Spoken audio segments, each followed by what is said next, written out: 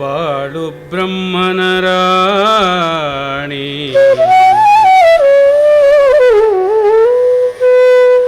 ಬಾಳು ವೀಣಾ ಪಾಣಿ ಬಾಳು ಬ್ರಹ್ಮನ ರಾಣಿ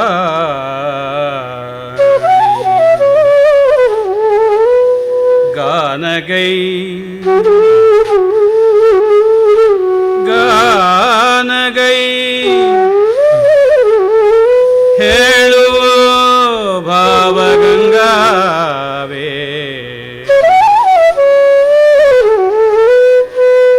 ನಂದನದಿ ತುಂಬಿಯೋಂಕೃತಿ ತುಂಬಿ ಮೆರೆವಂತೆವೋ ಕರ್ನಾಟಕದ ಜನದ ವೀಣಾ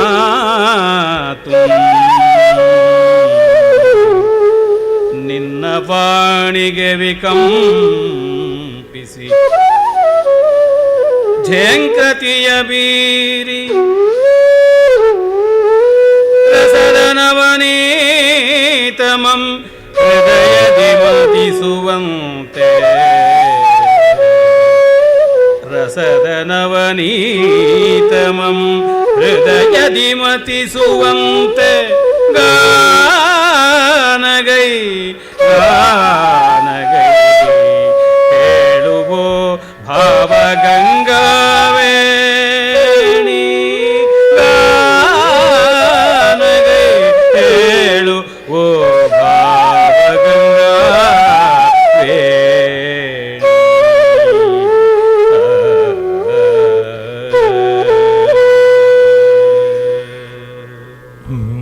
ತತ್ಸತ್.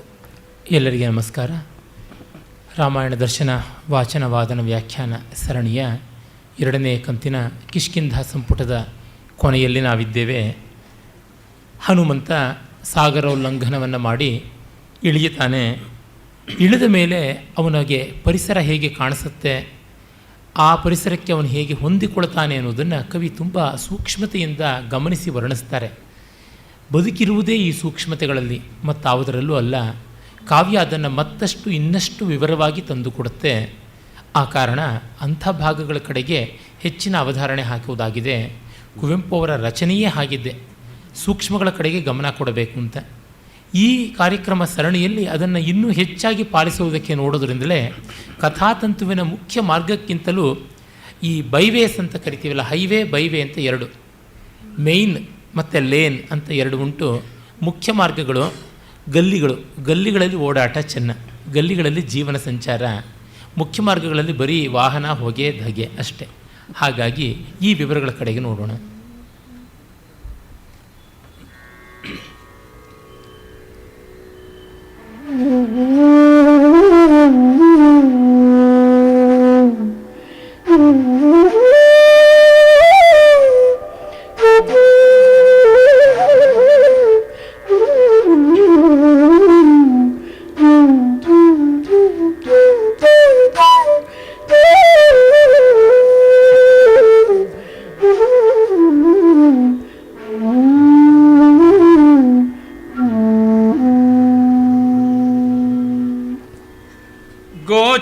ಗೋಚರಿಸದಿದ್ದೊಡೆಂ ಕಣ್ಗೆ,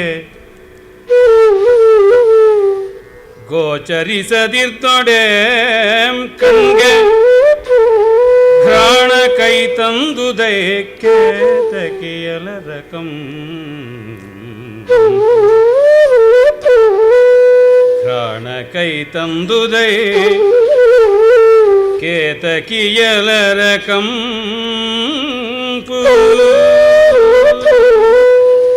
ನೀರ್ನೆರೆಗಳಂ ಸೂಚಿಸುತ್ತೆ ತೀಡಿದುದು ತಂ.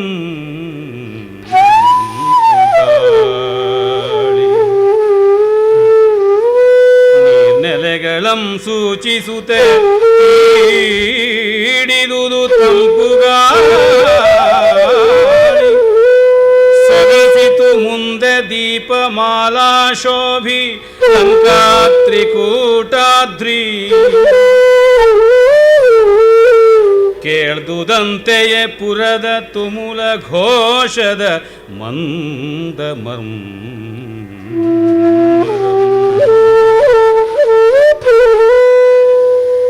ಕೇಳ್ದುದಂತೆಯೇ ಪುರದ ತುಮುಲ ಘೋಷದ ಮಂದ ಮರ್ಮರಂ ಮೊರೆ ಬೆರಸಿ ಶರಧಿಯ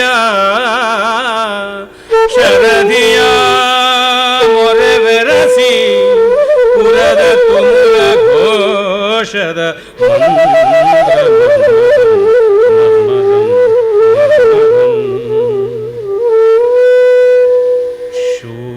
ಶೂನ್ಯದಿಂದಿಳಿದ ನಂಜನಾಸುತಗೆ ಶೂನ್ಯದಿಂದಿಳಿದ ಅಂಜನಾಸುತಗೆ ಪಂಚೇಂದ್ರಿಯಂಗಳ್ ಪುನರ್ಜನ್ಮ ಪಡೆದವೋಲ್ ಹೊಸತಾಯ್ತು ಈ ಪೃಥಿವಿ ಪೊಸತಾಯ್ತು. ನೋಡಿದನ್ ಮೊಗವೆತ್ತಿ ತನ್ನ ಯಾತ್ರೆಯ ಮಹಾನ್ ಮಾರ್ಗಮನ್ ನೋಡಿದನ್ ಮೊಗವೆತ್ತಿ ತನ್ನ ಯಾತ್ರೆಯ ಮಗನ್ ಮಾರ್ಗಮೋಡಿದನು.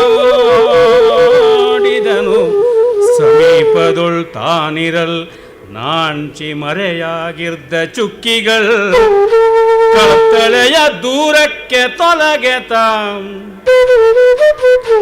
ಕೆಚ್ಚುದಿಸಿದೋ ಲೆಕ್ಕದಾಚೆಗೆ ಮಿಕ್ಕು ಮೂಡಿ ಕಿಕ್ಕಿರಿಗೊಂಡು ತುಂಬಿರ್ದು ಅಂಬರಕ್ಕೆ ಕಿಡಿಕೆತ್ತಿದೋ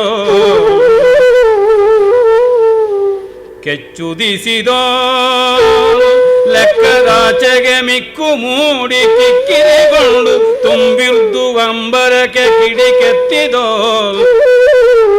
ಮುಂತನಗೆ ಹದನಾವುದೆಂದು ವಿಶ್ರಾಂತಿಸುತ್ತೆ ಚಿಂತಿಸಿರೆ. ಮುಂತನಗೆ ಹದನಾವುದೆಂದು ವಿಶ್ರಾಂತಿಸುತ್ತೆ ಚಿಂತಿಸಿರೆ. ಮೈದೋರ್ದು ದಾಶಾದಿಗಂತದೆಡೆ ಶಾಂತಿಮಯ ದೇವದಯದೋ ಚಂದ್ರೋದಯದ ಕೋಕನದ ಕಾಂತಿ. ಮೈದೋರ್ದು ದಾಶಾದಿಗಂತದೆಡೆ ಶಾಂತಿಮಯ ದೇವದಯದೋಲ್ ಚಂದ್ರೋದಯದ ಕೋಕನದ ಕಾಂತಿ. ಜಯರತಿಯ ಕೈಯಾರತಿಯ ರೋಚಿಯೋ ಕುಳಿಯೋ ಜಯರತಿಯ ಕೈಯಾರತಿಯ ರೋಚಿಯೋ ಕುಳಿಯೋ ಚಂದ್ರೋದಯದ ಕೋಕನದ ಕಾಂತಿ.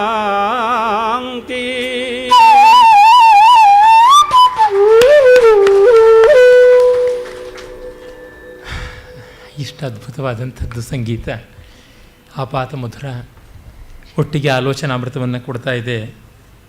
ಕಾವ್ಯವನ್ನು ಅರ್ಥೈಸುವುದಕ್ಕೆ ತುಂಬ ಅದ್ಭುತವಾದ ಮಾಧ್ಯಮ ಸಂಗೀತ, ನೃತ್ಯಗಳು. ಅಲ್ಲಿ ಅವರು ಅನ್ವಯವನ್ನು ಎಷ್ಟು ಬಗೆಯಾಗಿ ತೋರ್ತಾರೆ ನೋಡಿ.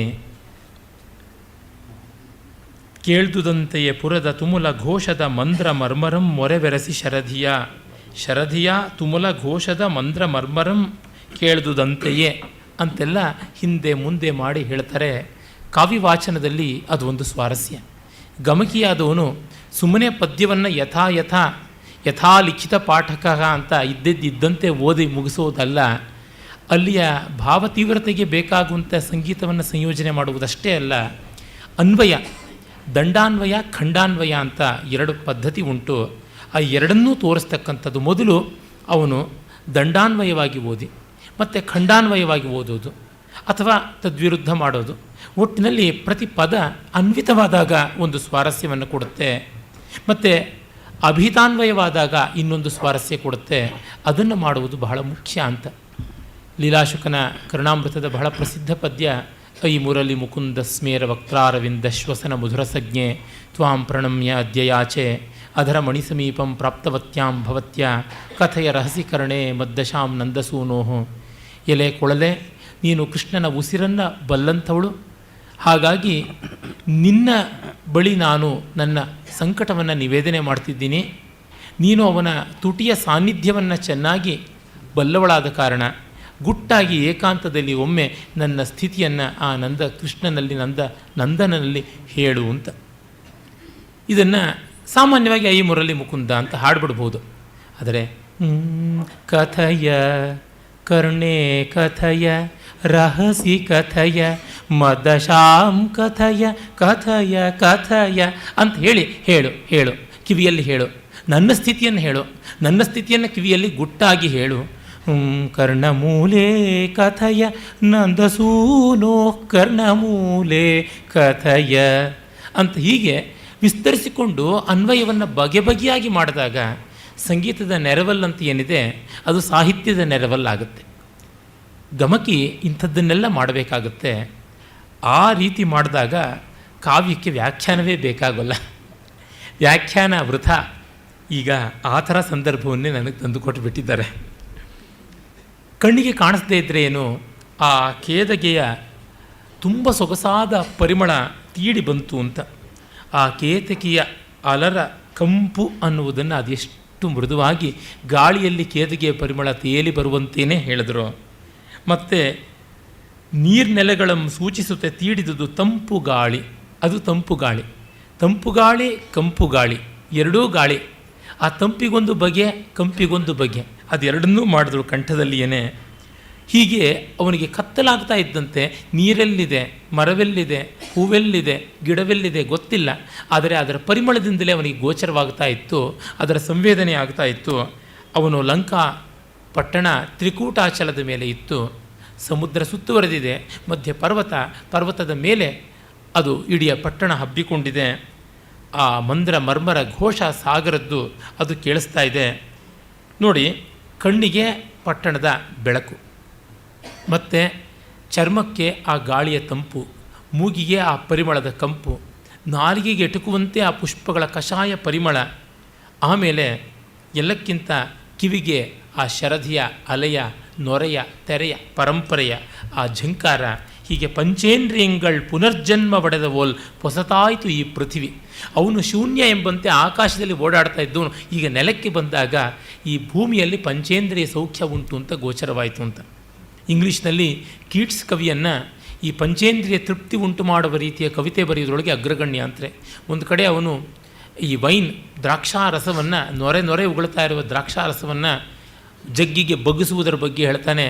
ಆ ನೊರೆ, ಆ ಬಣ್ಣ, ಆ ಗುಳ್ಳೆಗಳು ಒಡೆಯುವಂಥ ಶಬ್ದ, ಮತ್ತು ಅದರ ಪರಿಮಳ, ನಾಲಿಗೆ ಕೊಡುವ ರುಚಿ, ಇದೆಲ್ಲ ಪಂಚೇಂದ್ರಿಯ ತೃಪ್ತಿ ಕೊಡುತ್ತೆ ಅಂತ. ಅವರಿಗೆ ಕೀಟ್ಸ್ ಒಬ್ಬನೇ, ಇನ್ಯಾವ ಕವಿಯೂ ಈ ರೀತಿ ವರ್ಣಿಸಿಲ್ಲ ಅಂತ ಇಟ್ಟುಕೊಂಡು ಪಾಪ ನೆಕ್ಕಿದ್ದೆ. ನಮ್ಮಲ್ಲಿ ಒಬ್ಬ ಕಾಳಿದಾಸ ತಗೊಳ್ಳಿ, ಒಬ್ಬ ಕುಮಾರವ್ಯಾಸ ತಗೊಳ್ಳಿ, ಕುವೆಂಪು ತಗೊಳ್ಳಿ, ಎಷ್ಟು ಜನ ಕವಿಗಳು ಈ ಥರ ಮಾಡಿದ್ದಾರೆ. ಕುಮಾರವ್ಯಾಸನ ಸೌಗಂಧಿಕ ಪುಷ್ಪ ಪ್ರಕರಣದಲ್ಲಿ ಅವನು ಈ ಪಂಚೇಂದ್ರಿಯಗಳ ತೃಪ್ತಿಯ ಬಗ್ಗೆ ಹೇಳ್ತಾನೆ. ಅಂದರೆ ಭಾರತೀಯ ಕವಿಗಳಿಗೆ ಇದ್ದಂಥ ಈ ಸಂವೇದನೆಯ ಸಮಗ್ರತೆ ಬಹಳ ವಿಶೇಷ. ನಮ್ಮಲ್ಲಿ ಪ್ರಕೃತಿಯ ಪ್ರೀತಿ ಇಲ್ಲ, ಪಾಶ್ಚಾತ್ಯರಲ್ಲಿ ಉಂಟು. ನೋಡಿ ಅಲ್ಲಿ ವರ್ಡ್ಸ್ವರ್ತ್ ಇದ್ದಾನೆ, ಅಲ್ಲಿ ನೋಡಿ ಶೆಲ್ಲಿ ಇದ್ದಾನೆ, ಇಲ್ಲಿ ನೋಡಿ ಬರ್ನ್ಸ್ ಇದ್ದಾನೆ, ಇಲ್ಲಿ ನೋಡಿ ಸ್ವಿನ್ಬರ್ನ್ ಇದ್ದಾನೆ ಅಂತ ರೊಮ್ಯಾಂಟಿಕ್ ಪೊಯಿಟ್ಸನ್ನು ಆಕಾಶದ ಎತ್ತರಕ್ಕೆ ಇಡ್ತಾರೆ. ತೊಂದರೆ ಇಲ್ಲ, ಮೆಚ್ಚಿಕೊಳ್ಳಿದೆ. ಆದರೆ ನಮ್ಮ ಒಬ್ಬ ರಾಜಶೇಖರ, ಒಬ್ಬ ಅಭಿನಂದ, ಒಬ್ಬ ಯೋಗೇಶ್ವರ, ಒಬ್ಬ ಚಿತ್ತಪ್ಪ, ಒಬ್ಬ ಕಲ್ಲಟ, ಇವರುಗಳು ಮಾಡಿರ್ತಕ್ಕಂಥದ್ದು ವಸುಕಲ್ಪ, ಇಂತಹ ಕವಿಗಳು ಎಷ್ಟು ಚೆನ್ನಾಗಿ ಮಾಡಿದ್ದಾರೆ. ಪ್ರಕೃತಿಯ ವರ್ಣನೆ ಎಷ್ಟು ಗಾಢವಾಗಿ ಮಾಡಿದ್ದಾರೆ. ಕನ್ನಡ ಬರೋರು ಸುಮ್ಮನೆ ಕಾವ್ಯಾವಲೋಕನವನ್ನು ಅಥವಾ ಸೂಕ್ತಿ ಸುಧಾರಣವವನ್ನು ಇಲ್ಲ ಮಲ್ಲಕವಿಯ ಕಾವ್ಯಸಾರವನ್ನು ಈ 3 ಸಂಕಲನ ಗ್ರಂಥಗಳನ್ನು ನೋಡಿದ್ರೆ ಸಾಕು, ಎಷ್ಟು 100,000 ಪದ್ಯಗಳು ಪುಂಖಾನುಪುಂಖವಾಗಿ ಬಂದುಬಿಡುತ್ತೆ. ಈಗ ಬೇಸಿಗೆ ಎಲ್ಲೆಲ್ಲೂ ಧಗೆ. ಜಗನ್ನಾಥ ವಿಜಯದಲ್ಲಿ ರುದ್ರಭಟ್ಟ ಒಂದು ಕಡೆ ಹೇಳ್ತಾನೆ, ಈ ಭೂಮಿಯನ್ನು ಒಂದು ಕಾವಲಿಯಾಗಿ ಮಾಡಿಬಿಟ್ಟಿದೆ ಪ್ರಕೃತಿ. ಕಾವಲಿ ಕಾಯಬೇಕಾದ್ರೆ ಒಲೆ ಬೇಕಲ್ಲ, ಒಲೆಗೆ ಕಲ್ಲುಗಳು ಬೇಕು. ಅಷ್ಟದಿಗ್ಗಜಗಳು 8 ಕಲ್ಲುಗಳು. ಆ 8 ಕಲ್ಲು ಮೇಲೆ ಭೂಮಿಯನ್ನು ಕಾವಲಿಯನ್ನು ಇಟ್ಟುಬಿಟ್ಟಿದ್ದನು. ಈ ಕಾವಲಿಯ ವಿಚಿತ್ರ ಏನಂದರೆ ಮೇಲಿಂದ ಉರಿ ಹಾಕ್ತಾ ಇದ್ದಾನೆ, ಧಗೆಯಾಗಿ ಉರಿತಾ ಇದೆ. ಅದರಲ್ಲಿ ಈಗ ಸೀತಾ ಇದೆ, ನೀರು ಬೇಯ್ತಾ ಇದೆ, ಮೀನುಗಳು ನೀರಿನಲ್ಲಿ ಇರಲಾರ್ದೆ ಎಗರೆಗರಿ ಬೀಳ್ತಾ ಇರೋದು, ನೀರು ಕುದಿಯುವಂತೆ ಕಾಣಿಸ್ತಾ ಇದೆ, ಭೂಮಿಯೇ ಕುದ್ದು ಹೋಗ್ತಾ ಇದೆ ಅನ್ನುವಂಥ ಕಲ್ಪನೆಯೆಲ್ಲ ಮಾಡ್ತಾನೆ. ಈ ಥರದ್ದು ಎಷ್ಟೊಂದು ಕೇಳಬೇಕು ನಮ್ಮ ಕಾವ್ಯಗಳಲ್ಲಿ. ಕುವೆಂಪು ಅವರು ಆ ಪರಂಪರೆಗೆ ಉತ್ತರಾಧಿಕಾರಿಯಾಗಿ ಬಂದವರು. ಹಾಗಾಗಿ ಒಮ್ಮೆ ಅವನು ತನ್ನ ನಡೆದು ಬಂದ ದಾರಿಯನ್ನು ತಿರುಗಿ ನೋಡ್ತಾನಂತೆ. ಎಂಥದ್ದು ನಾನು, ಆ ಅಗಲ, ಆ ಆಳ, ಆ ಹಾಸು, ಆ ಬೀಸನ್ನು ದಾಟಿ ಬಂದದ್ದು ಅಂತ ನೋಡಿ ಆಮೇಲೆ ಇವನ ಪ್ರತಾಪಕ್ಕೆ ನಾಚಿ ಮರೆಯಾಗಿದ್ವೋ ಎಂಬಂತೆ ಚುಕ್ಕಿಗಳು ಕಾಣಿಸ್ತಾ ಇವೆ, ಎಲ್ಲೆಲ್ಲೋ ಕಿಡಿಗಳಂತೆ ಚದುರಿ ಹೋಗಿವೆ. ಇನ್ನು ತನ್ನ ಕೆಲಸ ಯಾವುದು ಅಂತ ನಡೆದು ಬಂದ ದಾರಿಯನ್ನೇ ನೋಡ್ತಾ ಬೆಂತಟ್ಟುಕೊಳ್ತಾ ಇದ್ದರೆ ಆಗೋಲ್ಲ, ಮುಂದಿನ ದಾರಿಯನ್ನು ನೋಡಬೇಕು. ಯಾವಾಗಲೂ ಒಮ್ಮೆ ಸಿಂಹಾವಲೋಕನ ಮಾಡಿ ನಮ್ಮದು ಇದು ಪ್ರಗತಿ, ಇದು ಪುರೋಗತಿ ಅಂತ ನೋಡಬೇಕು. ಅದಕ್ಕೆ ಕೀಲಿತವಾಗಿ ನಾವು ಇರಬಾರದು. ಇದು ಬಹಳ ಮುಖ್ಯ. ಮುಂದಿನ ಗತಿ ಏನು ಅಂತ ಯೋಚನೆ ಮಾಡ್ತಾನೆ. ನಕ್ಷತ್ರಗಳು ಆಗಾಗಲೇ ಕರಗುತ್ತಾ ಇವೆ, ಯಾಕೆಂದರೆ ಚಂದ್ರೋದಯವಾಗುತ್ತೆ. ಚಂದ್ರೋದಯದ ಕಾಂತಿಯ ಮುಂದೆ ನಕ್ಷತ್ರಗಳು ಕುಗ್ಗುತ್ತವೆ. ಚಂದ್ರೋದಯ ಹೇಗೆ ಆಯಿತು? ಶಾಂತಿಮಯ ದೇವ ದಯದ ಓಲ್, ಶಾಂತಿಮಯವಾದ ದೇವರ ದಯದಂತೆ ಆಯಿತು. ಕುವೆಂಪು ಅವರಿಗೆ ತುಂಬ ಗಟ್ಟಿಯಾದ ವಿಶ್ವಾಸ. ಸೂರ್ಯೋದಯ ಚಂದ್ರೋದಯ ದೇವರ ದಯ ಕಾಣು, ಆನಂದಮಯ ಈ ಜಗಹೃದಯ ಏತಕ್ಕೆ ಭಯ ಮಾಡು, ಸೂರ್ಯೋದಯ ಚಂದ್ರೋದಯ ದೇವರ ದಯ ಕಾಣು ಅಂತಾರೆ. ಪ್ರಕೃತಿಯನ್ನು ಆ ರೀತಿ ಪ್ರೀತಿಸಿದವರು. ಬಿಸಿಲಿದು ಬರೀ ಬಿಸಿಲಲ್ಲವೋ ಸೂರ್ಯನ ಕೃಪೆ ಕಾಣು, ಆ ಸೂರ್ಯನು ಬರೀ ರವಿ ಎಂಬುದ ಭ್ರಾಂತಿಯ ನೀ ಮಾಡೋ ಅಂತಲೇ ಹೇಳ್ತಾರೆ. ಹಾಗೆ ಚಂದ್ರೋದಯ ಭಗವಂತನ ದಯದಂತೆ ಆಗುತ್ತದೆ. ಅದು ಬಂಗಾರದ ಬಣ್ಣದಿಂದ ಏಳ್ತಾ ಇದೆ, ಕೋಕನದ ಕಾಂತಿ. ಜಯರತಿಯ ಕೈಯಾರತಿಯ ರೋಚಿಯ ಓಕುಳಿಯ ಓಲ್. ಇವನು ವಿಜಯಿಯಾಗಿ ಶತಯೋಜನ ವಿಸ್ತಾರವಾದ ಆ ಪಾರಾವಾರವನ್ನು ದಾಟಿ ಬಂದ ಅನ್ನೋದಕ್ಕೆ ಒಂದು ಆರತಿ ಮಾಡುವುದಕ್ಕೆ ಪ್ರಕೃತಿಯೇ ಸಂಧ್ಯಾರುಣ ಕಾಂತಿಯ ಆ ಓಕುಳಿಯಲ್ಲಿ ಚಂದ್ರಬಿಂಬ ಅನ್ನುವ ಕರ್ಪೂರ ಖಂಡವನ್ನು ತೇಲಿಬಿಟ್ಟು ನೀರಾಜನ ಮಾಡ್ತಾ ಇದ್ದಾಳೆ ಅನ್ನುವಂತೆ ಜಯಾರತಿ ಕಾಣಿಸಿದೆ ಅಂತ ಹೇಳ್ಬಿಟ್ಟಂತಾನೆ. ಭೋಜರಾಜ ಹೇಳ್ತಾನೆ, ತಮಸ್ತಮಾಲ ಕಾಂತಾರ ಕುಠಾರ ಶಶಲಾಂಚನ, ಕತ್ತಲೆಂಬ ತಮಾಲ ವನದ ಕೊಡಲಿಯಂತೆ ಆ ಬಾಲಚಂದ್ರ ಮೂಡಿದ ಅಂತ. ಮುಂದೆ ಅವನೇ ಹೇಳ್ತಾನೆ, ಲಂಕಾ ಪ್ರವೇಶ ನವನಾಟಕ ಸೂತ್ರಧಾರ ಆಗಿ ಚಂದ್ರ ಕಾಣಿಸಿಕೊಳ್ತಾನೆ. ಹನುಮಂತ ಹನುಮದ್ವಿಲಾಸವನ್ನು ಮಾಡಬೇಕಾಗಿದೆ ಸುಂದರಕಾಂಡ ಲಂಕೆಯಲ್ಲಿ. ಆಗ ಮುಖ್ಯ ಪಾತ್ರ ಪ್ರವೇಶಕ್ಕೆ ಮುನ್ನ ಸೂತ್ರಧಾರ ಬಂದು ಬರ್ತಾ ಇದ್ದಾನೆ. ಅಯಮತ್ರ ಸಮಾಯಾತಿ ಯೇಷ ಭೋಹೋ ಅಂತ ಹೇಳ್ಬಿಟ್ಟು ಇವನು ಬರ್ತಾ ಇದ್ದಾನೆ ಅಂತ ಹೇಳ್ತಾರಲ್ಲ, ಹಾಗೆ ಚಂದ್ರ ಬಂದು ಇವನು ವಾನರ ಚಂದ್ರ ಆಗಮಿಸ್ತಾ ಇದ್ದಾನೆ ಅಂತ ಸಂಕೇತ ಕೊಟ್ಟಂತೆ ಅಂತ ವಾಲ್ಮೀಕಿಗಳು ಹೇಳ್ತಾರೆ. ರಾವಣನ ಭಯದಿಂದ ಚಂದ್ರನಿಗೆ ರಾಮಕಾರ್ಯಕ್ಕೆ ಹೇಗೆ ಒದಗಬೇಕು ಅಂತ ಗೊತ್ತಿಲ್ಲ. ಈಗ ಅವನಿಗೆ ರಾಜಮಾರ್ಗ ಪ್ರದೀಪವಾಗಿಬಿಟ್ಟು ಟಾರ್ಚ್ ತರಹ ಇಡೀ ರಾತ್ರಿ ಆ ಲಂಕೆಯ ಓಡಾಟಕ್ಕೆ ಹನುಮಂತನಿಗೆ ಬೇಕಾಗಿರುವ ಬೆಳಕಿನ ವ್ಯವಸ್ಥೆಯನ್ನು ಹನುಮಂತನಿಗೆ ಚಂದ್ರ ಮಾಡಿಕೊಟ್ಟ ಅನ್ನುವಂತೆ ಈ ರೀತಿಯಾದ ಕಲ್ಪನೆಗಳು ಬೆಳೆದಿವೆ. ಇವೆಲ್ಲ ಕಾವ್ಯ ಪ್ರಕೃತಿ ಬದುಕನ್ನೆಲ್ಲ ಪ್ರೀತಿಸಿದಾಗ ಬರುತ್ತೆ. ಇನ್ನು ಅವನು ಪ್ರವೇಶ ಮಾಡ್ತಾನೆ. ಆ ಪ್ರವೇಶದ ರೀತಿ ನೋಡಿ ದಶಶಿರ ಕನಕಲಕ್ಷ್ಮಿ ಎನ್ನುವ ಸಂಚಿಕೆಯಲ್ಲಿ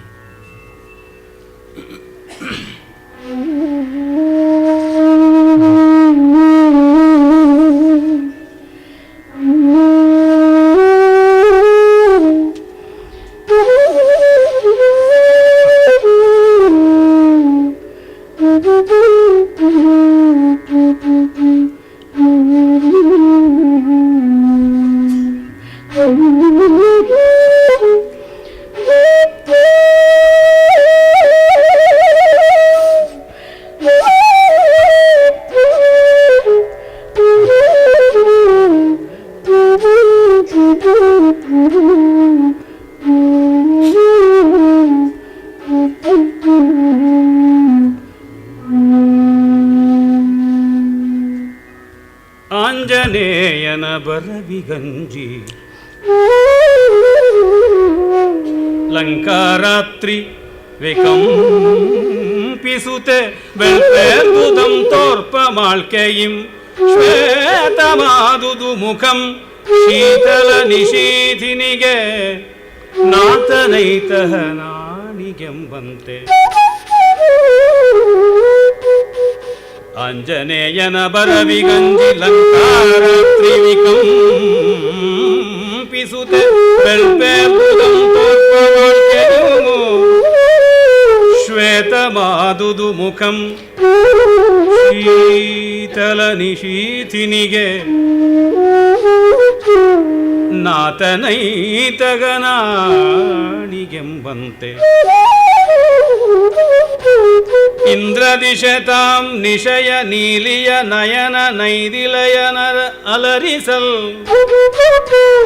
ನಿಶಯ ನೀಲಿಯ ನಯನ ನೈದಿಲಯನಲರಿಸಲ್ ಇಂದ್ರದಿಶತಾಂ ತಗುಳಿದುದು ಮುಗಿಲಿನಂಚಿಗೆ ಬೆಳ್ಳಿ ನೀರ್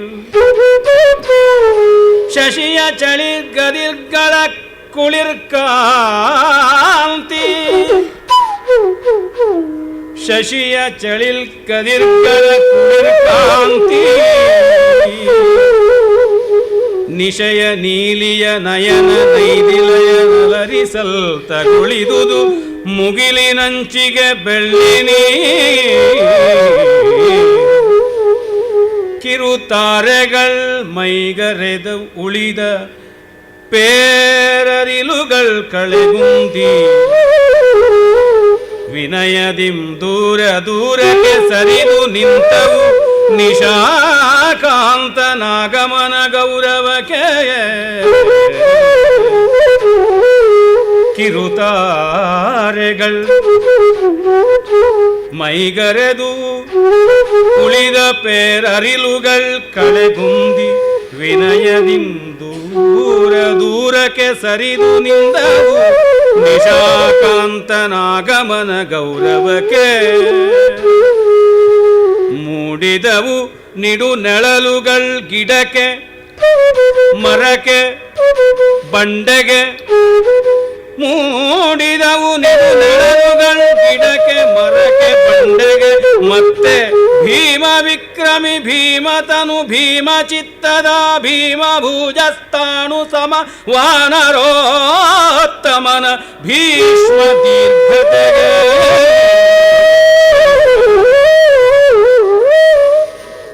ತೂರಿ ಬಂದೋರೆ ಗದಿರಿಂ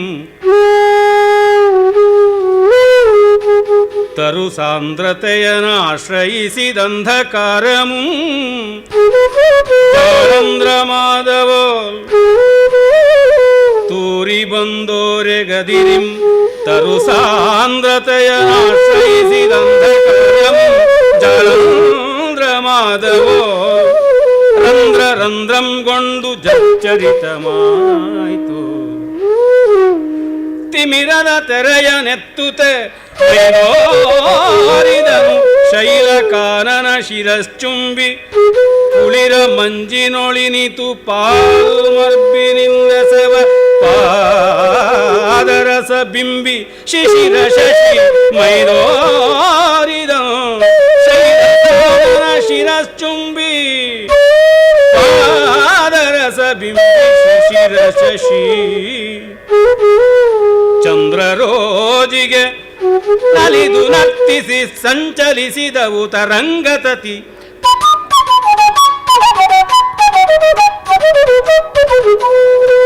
ಚಂದ್ರರೋಜಿಗೆ ನಲಿದು ನರ್ತಿಸಿ ಚಂಚಲಿಸಿದುವು ತರಂಗತತಿ ಕಾಂಚನ ಲಸತ್ಕೃತಿಗೆ ತೇಜಿಯ ಪಾದಂತೆ ಚಂದ್ರರೋಚಿಗೆ ನಲಿದು ನರ್ತಿಸಿ ಚಂಚಲಿಸಿದವು ತರಂಗತತಿ ಕಾಂಚನ ಲಸತ್ಕೃತಿಗೆ ಮಿಂಚುವ ತೆರೆಯ ತೇಜಿಯ ಚಂಚಲಿಸಿದವು ತರಂಗತತಿ ಚಂಚಲಿಸಿದವು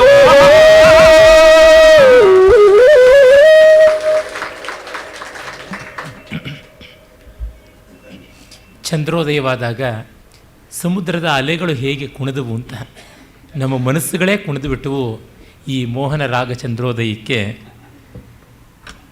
ಮಹಾಕಾವ್ಯದಲ್ಲಿ ಅನೇಕ ವರ್ಣನೆಗಳು ಬರುತ್ತವೆ ಅಂತ ಹೇಳಿದ್ದೆ. ಅದರೊಳಗೆ ಸೂರ್ಯಾಸ್ತ ಆದ ಮೇಲೆ ಚಂದ್ರೋದಯ ಕೂಡ ಬರಬೇಕು.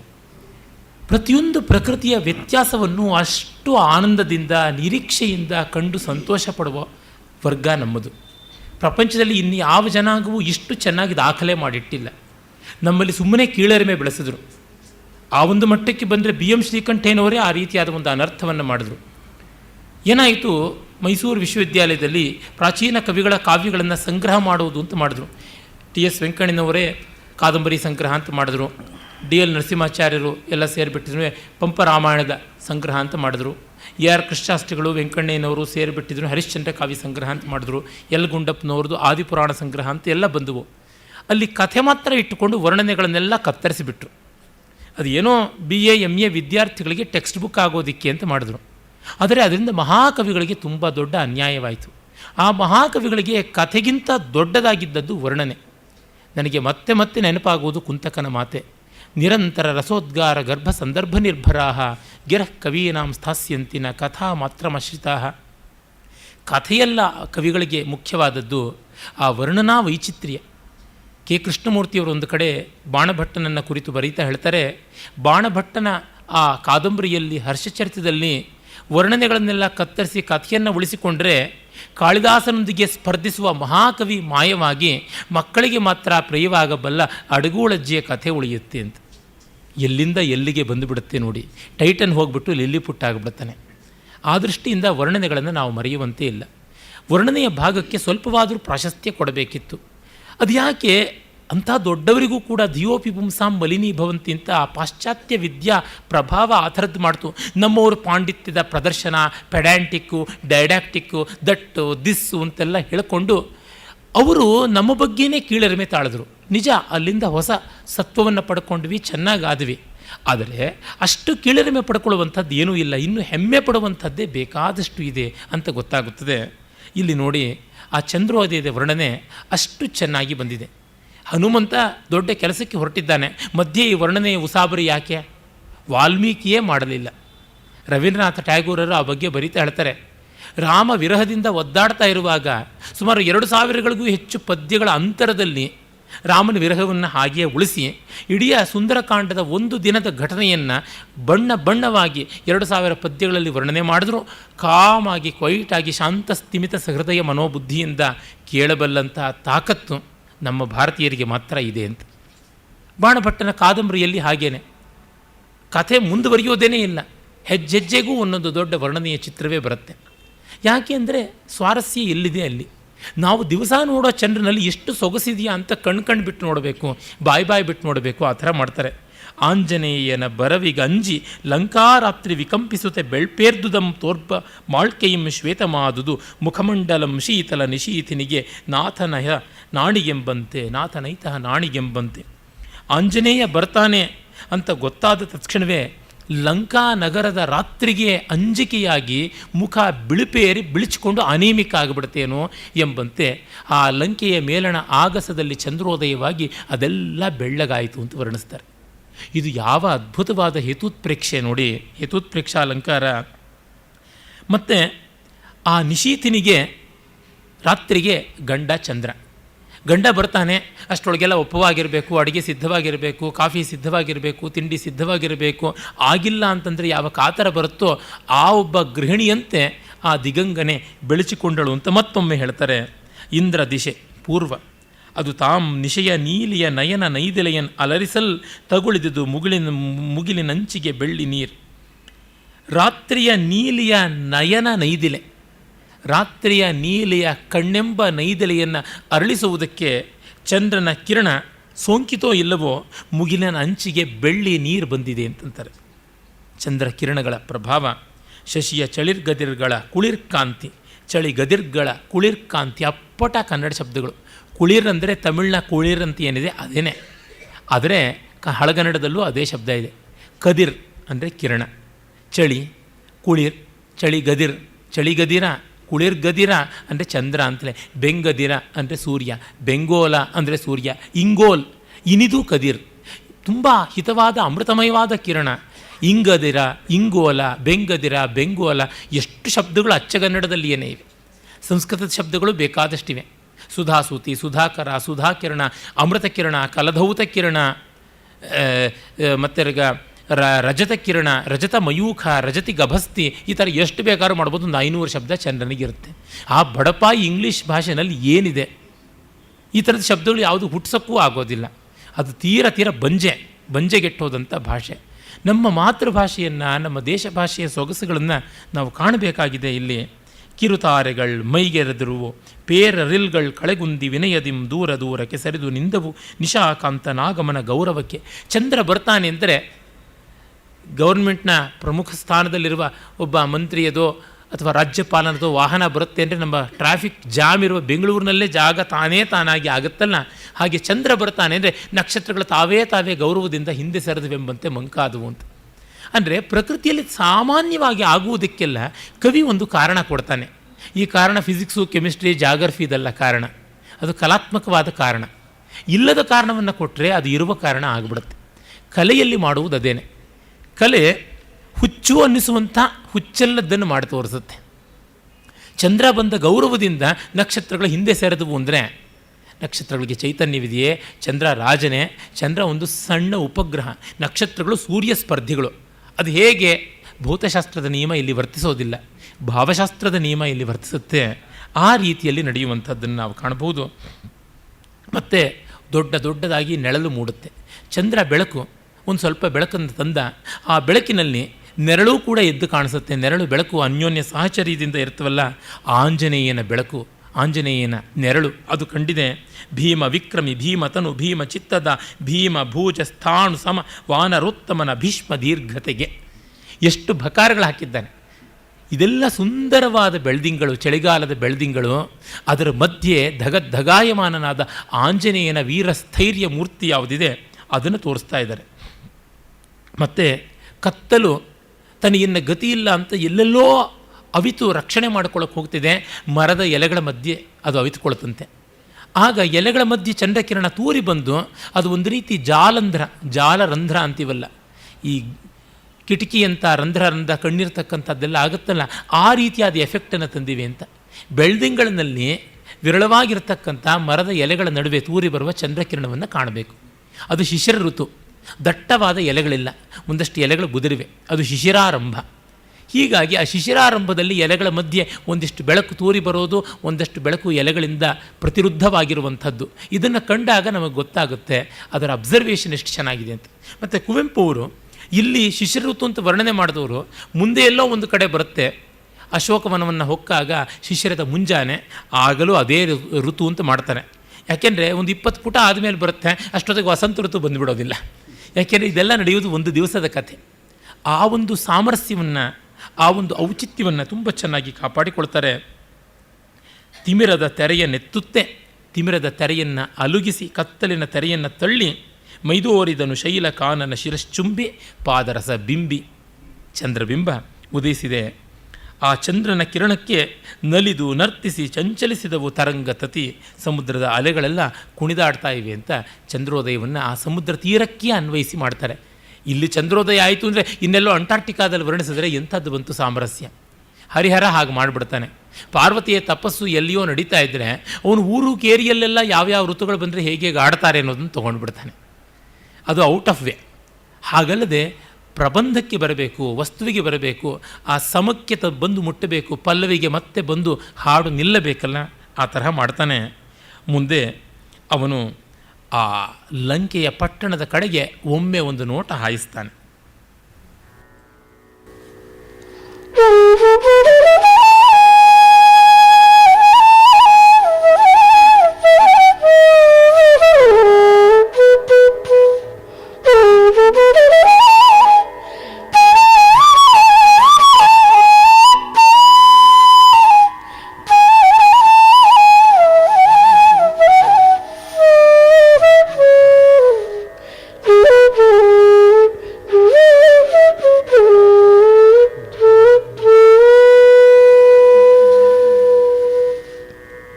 ನಿಂದು ನೆಡುವಳ್ತು ನೋಡಿದನ್, ನಿಂದು ನೆಡುವಳ್ತು ನೋಡಿದನ್ ಕೊಂಡನಾಲಂಕಾಸಮುಷ್ಟಿಯಂ ದೃಷ್ಟಿಯ ವಿಗಂಗಮವನಟ್ಟಿ.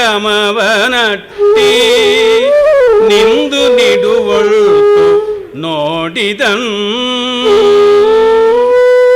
ಕೊಂಡನಾಲಂಕಾಸಮಷ್ಟಿಯ ದೃಷ್ಟಿಯ ವಿಹಂಗಮವನಟ್ಟಿ. ನಿಂದು ನಿಡುವಳ್ತು ನೋಡಿದನ್ ಮುಕುಟತ್ರಯ ಮಗೋನ್ನತಿಯ ರಾಕ್ಷಸೀಯ ದುರ್ಗಮಪುರದ ದುರ್ಗಮೋ ನಿಂದು ನೋಡಿದನ್. ಮುಕುಟತ್ರಯ ಮಹೋನ್ನತಿಯ ರಾಕ್ಷಸ ಶ್ರೀಯ ದುರ್ಗಮಪುರದ ದುರ್ಗಮಂ ಕಾಣುತೈಂದ್ರಿಯ ಸುಖ ಸ್ವರ್ಗಮಂ ನಿಂದು ನಿಡುವಳ್ ನೋಡಿದನ್ ನೋಡಿದನ್. ಕಾಣುತ್ತೈಂದ್ರಿಯ ಸುಖ ಸ್ವರ್ಗಮಂ ನಾಗರಿಕ ಪಟ್ಟಣ ಪ್ರಥಮ ದರ್ಶನದಿಂದೆ ಗ್ರಾಮೀಣತೆಯನ್ ಅನುಭವಿಪ ಅಸಂಸ್ಕೃತಿಯಂತೆ ಸುಯ್ದನು ನಿರಾಶೆಯಿಂ ಕಾಣುತ್ತೈಂದ್ರಿಯ ಸುಖ ಸ್ವರ್ಗಮಂ ನಾಗರಿಕ ಪಟ್ಟಣ ಪ್ರಥಮ ದರ್ಶನದಿಂದೆ ಗ್ರಾಮೀಣತೆಯನ್ ಅನುಭವಿಪ ಅಸಂಸ್ಕೃತಿಯಂತೆ ಸೊಯ್ದನು ನಿರಾಶೆಯಿಂ ನಿಂದು ನಿಡುವಳ್ತು ನೋಡಿದನು ನೋಡಿದನು ನೋಡಿದನು ಸುಯ್ದನು ನಿರಾಶೆಯಂ.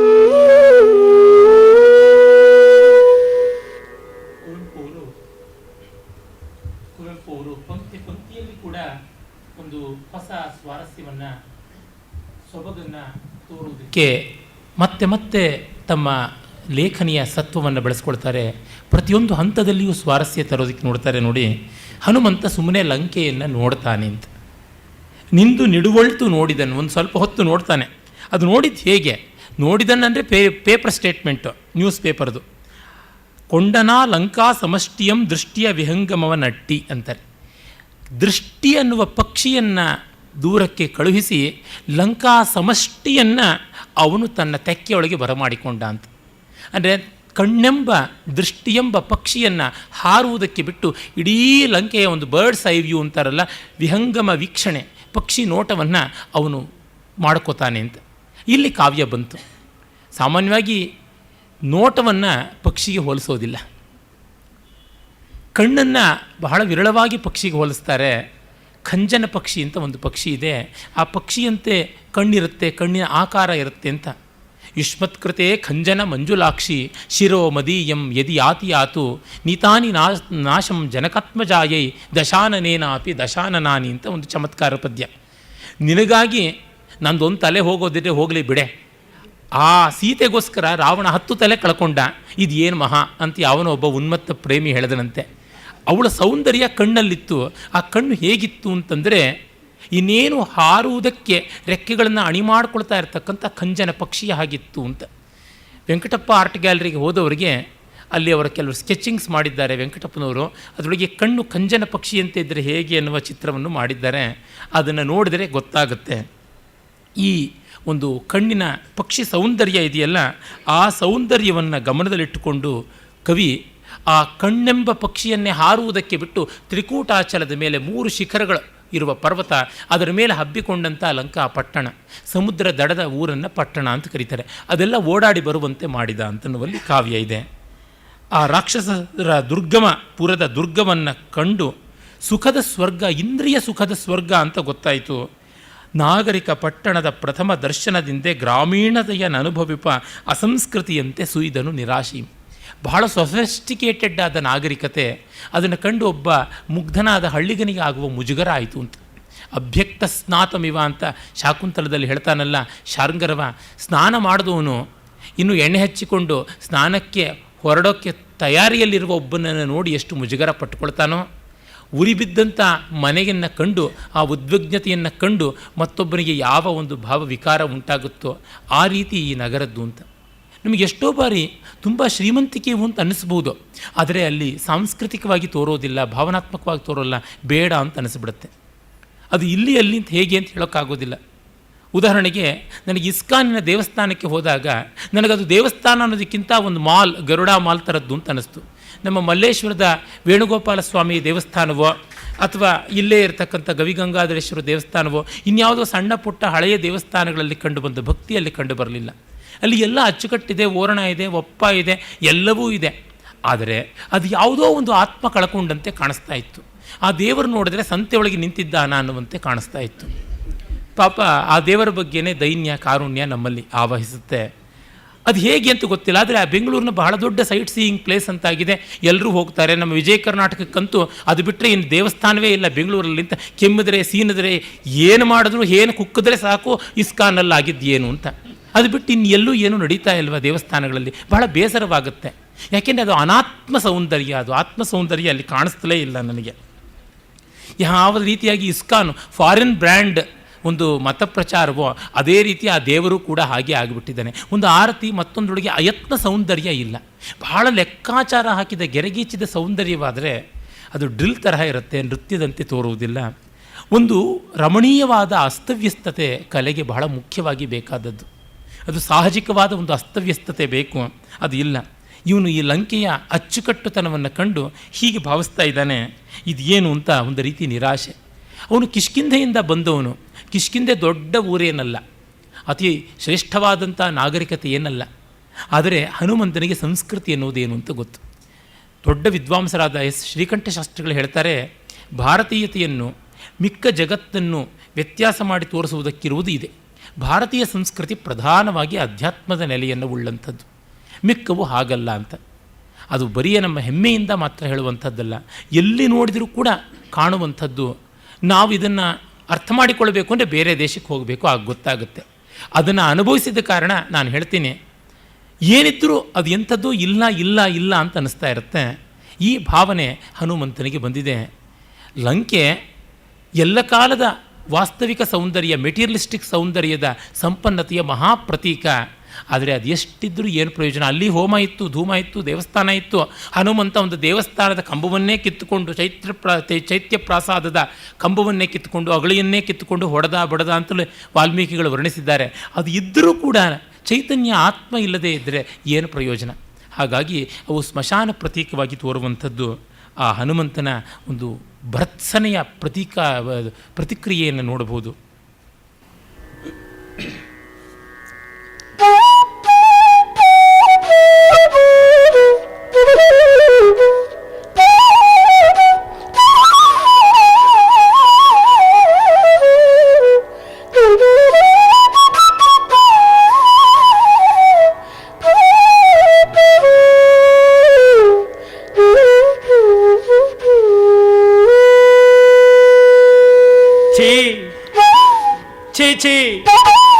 పొల్లమీ వైభవం ఛీ పల్లమీ వైభవం సల్లదీ నారకకే పొన్నాదొడం సల్లదీ నారకకే పొన్నాదొడం పొగల్కే సల్లదు పొగల్కే సల్లదీ నారకకే పొన్నాదొడం ఛీ పొల్లమీ వైభవం దుర్గం దిటం లంకే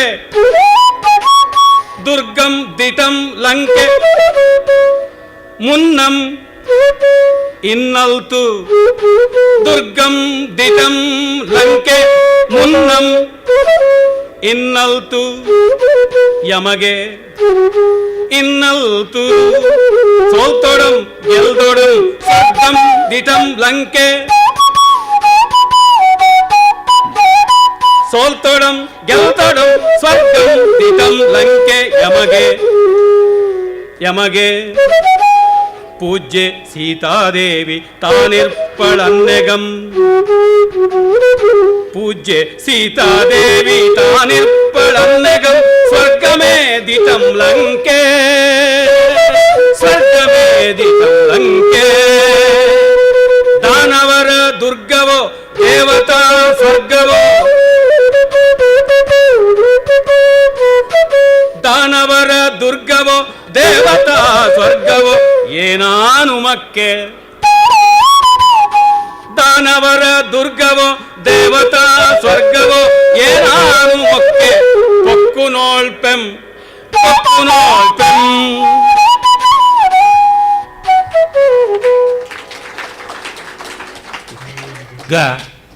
ದುರ್ಗಾ ರಾಗವೇ ಮನೋಹರವಾದದ್ದು. ಲಂಕಾ ದುರ್ಗದ ವರ್ಣನೆಗೆ ದುರ್ಗಾ ಅತಿ ರಮಣೀಯವಾದ ರಾಗವಾಯಿತು. ಅಲ್ಲಿ ನೋಡಿ ಅವರು ಕುವೆಂಪು ಅವರು ಇಲ್ಲಿ ಈ ಸರಳ ರಗಳೆಯ ಈ ಕಾವ್ಯದಲ್ಲಿ ಅಲ್ಲಲ್ಲಿ ಯಾವ್ಯಾವ ಬೇರೆ ಬೇರೆ ಗತಿಗಳನ್ನು ತೋರಿಸ್ತಾರೆ ಅನ್ನೋದಕ್ಕೆ ಪಂಚಮಾತ್ರೆಯ ಲೆಕ್ಕಕ್ಕೆ ಬಂದರೂ 5 ಮಾತ್ರೆಗಳನ್ನು ಒಂದು ಗುರು, ಒಂದು ಲಘು, ಒಂದು ಗುರು ಅಂದರೆ ರಗಣ ಅಂತ ಕರೀತಾರೆ. ಆ ರಗಣಗಳ ಸಂಯೋಜನೆಯನ್ನು ಅಲ್ಲಲ್ಲಿ ಮಾಡಿ ಸೃಗ್ವಿಣಿ ಅಂತ ಒಂದು ಛಂದಸ್ಸಿದೆ ಸಂಸ್ಕೃತದಲ್ಲಿ, ಅದನ್ನು ತರ್ತಾರೆ. ಪೊಲ್ಲಮೀ ವೈಭವಂ ಸಲ್ಲದಿ ನಾರಕಂ ಅನ್ನುವಲ್ಲಿ ನಮಗೆ ಗೊತ್ತಾಗುತ್ತೆ. ಅದು 4 ರಗಣಗಳು ತಾನಾಗಿ ಬರ್ತಕ್ಕಂಥದ್ದು. ಆ ರೀತಿ ಗತಿವಿಲಾಸಗಳನ್ನು ತೋರಿಸುವುದು ಕಾವ್ಯದ ಒಂದು ಸೊಗಸು. ಮತ್ತೆ ಹೇಳ್ತೀನಿ, ಸಂಸ್ಕೃತ ಭಾಷೆ ಅದರ ಅನುಪ್ರಾಣಿತವಾದ ಭಾರತೀಯ ಭಾಷೆಗಳಲ್ಲಿ ಇರುವಷ್ಟು ಛಂದೋ ವೈವಿಧ್ಯ ಕನಸು ಮನಸ್ಸಲ್ಲೂ ಪ್ರಪಂಚದ ಬೇರೆ ಯಾವ ಭಾಷೆಯ ಛಂದಸ್ಸುಗಳಲ್ಲೂ ಇಲ್ಲ. ಈ ಕಡೆ ಜಪಾನಿನ ಛಂದೋ ವೈವಿಧ್ಯದಿಂದ ಮೊದಲುಗೊಂಡು ಇತ್ತ ಕಡೆ ಐರ್ಲೆಂಡಿನ ಇಂಗ್ಲೀಷಿನ ಛಂದೋ ವೈವಿಧ್ಯದ ಬಗ್ಗೆ ಎಲ್ಲ ಛಂದಸ್ಸುಗಳ ವೈವಿಧ್ಯವನ್ನು ನೋಡಿ ಹುಡುಕಿ ಹೇಳ್ತಾ ಇದ್ದೀನಿ ಮಾತು. ಇದನ್ನು ನೀವು ಗಟ್ಟಿಯಾಗಿ ಪ್ರಮಾಣ ಅಂತ ಬೇಕಾದ್ರೆ ಇಟ್ಕೊಳ್ಬೋದು. ಛಂದಸ್ಸು, ಅಲಂಕಾರ ಇತ್ಯಾದಿ ವಿಷಯದಲ್ಲಿ ಎರಡನೇ ಅಭಿಪ್ರಾಯಕ್ಕೆ ಆಸ್ಪದ ಇಲ್ಲದಷ್ಟು ಧೈರ್ಯವಾಗಿ ನಾನು ಹೇಳ್ತೀನಿ. ಯಾಕೆಂದರೆ ಈ ನಮ್ಮ ಭಾರತೀಯ ಭಾಷೆಗಳ ಈ ಸೊಗಸು, ಈ ಲಯವಿಲಾಸ, ಈ ಗತಿ ವಿನ್ಯಾಸ, ಈ ಭಾಸ ಎಲ್ಲಿಂದಲೂ ಬರೋದಕ್ಕೆ ಸಾಧ್ಯವಿಲ್ಲ. ಅಷ್ಟು ಚೆನ್ನಾಗಿರ್ತಕ್ಕಂಥದ್ದು, ಅಷ್ಟು ನವನವೀನವಾದಂಥದ್ದನ್ನು ಆ ನಮ್ಮ ಪೂರ್ವಜರು ಮಾಡಿಕೊಟ್ಟಿದ್ದಾರೆ. ಒಂದೊಂದು ಛಂದಸ್ಸನ್ನು ಸಾಕ್ಷಾತ್ಕರಿಸಿಕೊಳ್ಳೋದಕ್ಕೆ ಅದು ಎಷ್ಟು ತಪಸ್ಸು ಮಾಡಿದ್ರು, ಅದೆಷ್ಟು ಶತಶತಮಾನಗಳು ನಿರೀಕ್ಷೆಯ ನೋಂಪಿಯನ್ನು ನಡೆಸಿದ್ರು ನಮಗೆ ಗೊತ್ತಿಲ್ಲ. ಇಂದು ಅದನ್ನೆಲ್ಲ ಬಿಟ್ಟು ಸಿದ್ಧಮನ್ನಂ ಪರಿತ್ಯಜ್ಯ ಭಿಕ್ಷಾಮಠತೆ ದುರ್ಮತಿ ಅಂತ ಈ ಹಾಯ್ಕು ಅಂತೆ ಪಾಯ್ಕು ಅಂತೆ ಅದು ಯಾತಕ್ಕೆ ಬೇಕು? ಛೇ ಛೇ ಛೇ ಛೇ ಛೇ ಯಾವ ರಸ, ಯಾವ ರಕ್ತಿ ಯಾವುದೂ ಇಲ್ಲ. ಅದೆಲ್ಲ ಕ್ಲೀಬ ಸನ್ಯಾಸ, ಇನ್ನೇನೂ ಅಲ್ಲ. ನಪುಂಸಕರ ಸನ್ಯಾಸ ತಗೊಂಡಂತೆ ಛಂದಸ್ಸನ್ನು ಬಿಡ್ತೀವಿ ಅಂತ ಇವರುಗಳು ಮಾಡ್ತಕ್ಕಂಥದ್ದು ನಿಷ್ಪ್ರಯೋಜಕವಾದದ್ದು. ಗೋಪಾಲಕೃಷ್ಣ ಅಡಿಗರಿಂದ ಈ ವ್ಯಾಧಿ ಆರಂಭವಾಯಿತು. ಯಾವ ಬೆಲೆಯೂ ಇಲ್ಲ, ಯಾವ ನೆಲೆಯೂ ಇಲ್ಲ, ಯಾವ ಯೋಗ್ಯತೆಯೂ ಇಲ್ಲ. ಒಂದು ಮಾತಲ್ಲಿ ಹೇಳ್ತೀನಿ, ಛಂದೋ ವಿಹೀನವಾದಾಗ ಕಾವ್ಯಕ್ಕೆ ಬರತಕ್ಕಂಥ ಬಡತಲತನ ಅಷ್ಟಿಷ್ಟಲ್ಲ. ಆ ಕಾವ್ಯ ಕನ್ಯಕೆಗೆ ಬರುವ ನಗ್ನತೆ ಇದೆಯಲ್ಲ, it is not nudity, it is nakedness. ಬಹಳ ಜುಗುಪ್ಸಾವಹವಾದದ್ದು. ಕೇವಲ ಅದನ್ನು ತಿಪ್ಪೆಗೆ ಹಾಕಬೇಕು, ಇಲ್ಲ ಸ್ಮಶಾನಕ್ಕೆ ಒಗಾಯಿಸಬೇಕು. ಮೂರನೇ ದಾರಿ ಎನ್ನುವಂಥದ್ದು ಬರುವುದಿಲ್ಲ.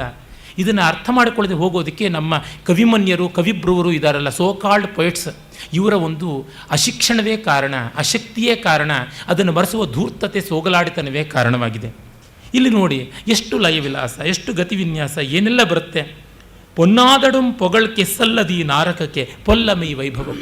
ಹೊನ್ನಾದರೂ ಸರಿ, ಇದಕ್ಕೆ ಪ್ರಶಂಸೆ ಇಲ್ಲ, ಇದಕ್ಕೆ ಹೊಗಳಿಕೆ ಬೇಡ, ಚಿ ಅಂತ ಆ ವಿಸರ್ಗ ಸಹಿತವಾದ ಚಿಕ್ಕಾರ ಇದೆಯಲ್ಲ, ಅದು ತಂದುಕೊಡ್ತಕ್ಕಂಥ ಉಪಧ್ಮಾನೀಯದ ಒಂದು ಜುಗುಪ್ಸೆ, ತಿರಸ್ಕಾರ ಬಹಳ ವಿಶೇಷವಾದದ್ದು.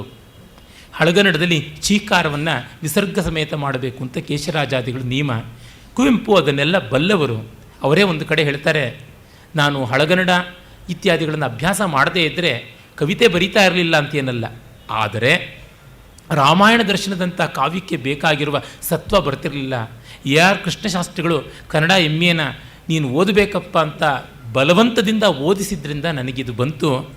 ಈ ಎಲ್ಲ ವ್ಯಾಸಂಗ ಇಲ್ಲದೇ ಇದ್ದರೆ ನನ್ನ ಕಾವ್ಯ ಎಷ್ಟು ಬಡಕಲಾಗಿ, ಎಷ್ಟು ಸೊರಕಲಾಗಿ, ಓತಿ ಕೆತ್ತದ ಮೇಲೆ ಅಂಬಾರಿ ಕಟ್ಟದಂತೆ ಕಾಣಿಸ್ತಾ ಇತ್ತು ಅಂತ ಹೇಳ್ತಾರೆ.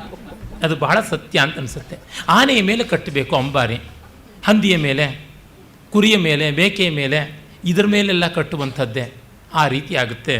ಇಲ್ಲಿ ನೋಡಿ ಅವರು ಹೇಳ್ತಾರೆ, ಮುನ್ನಂ ಇದು ದುರ್ಗಂ ಇಂದಲ್ತು ಅಂತ. ಮೊದಲು ಲಂಕೆ ದುರ್ಗ, ಗಂತುಂ ದುಶ್ಯಕಂ ದುರ್ಗಂ, ಹೋಗಲು ಅಸಾಧ್ಯವಾದದ್ದು ದುರ್ಗ, ಇನ್ನು ಮೇಲೆ ಅಲ್ಲ.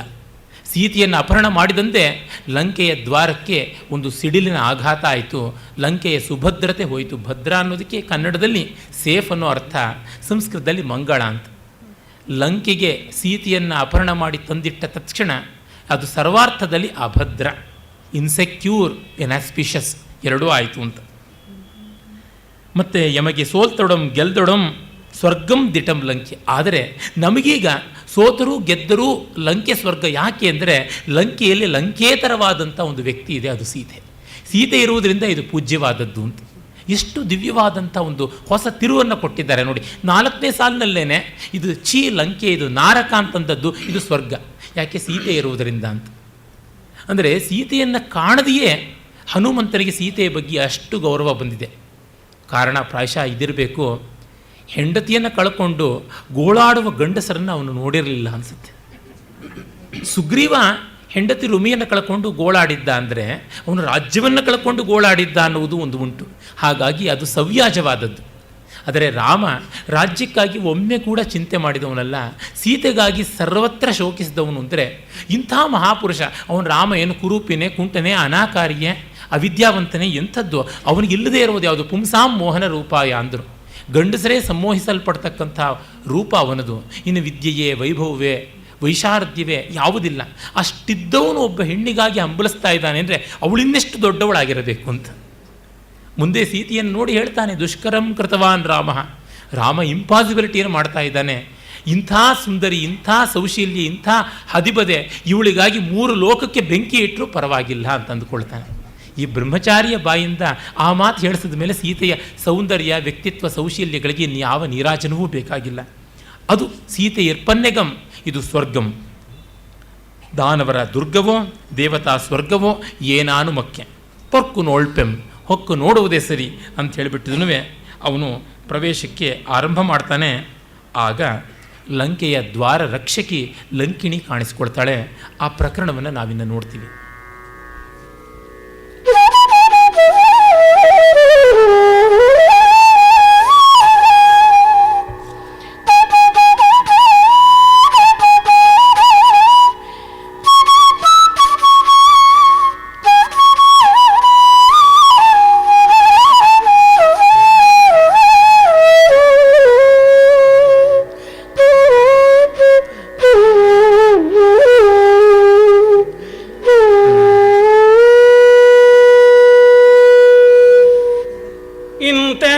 ಮುಂಬರಿದನ್ ಅನುಸರಿಸುತ್ತ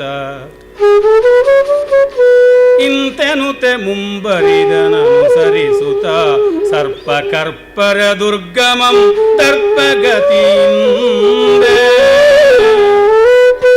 ಯುಕ್ತಿ ನಾಸ್ತಿಕ್ಯಮಂ ಛೇದಿಸಲುದಂ ಬಳಸಿ ಕೊಂಚಿ ಪುಟ್ಟು ಪುಟ್ಟಂ ಬಿಡದೆ ಬೆಂಬತ್ತುವ ದಿವ್ಯ ಸಂಶಯದ ಛಾಯಾ ಶಕುನ ಸಂತೆಯೋ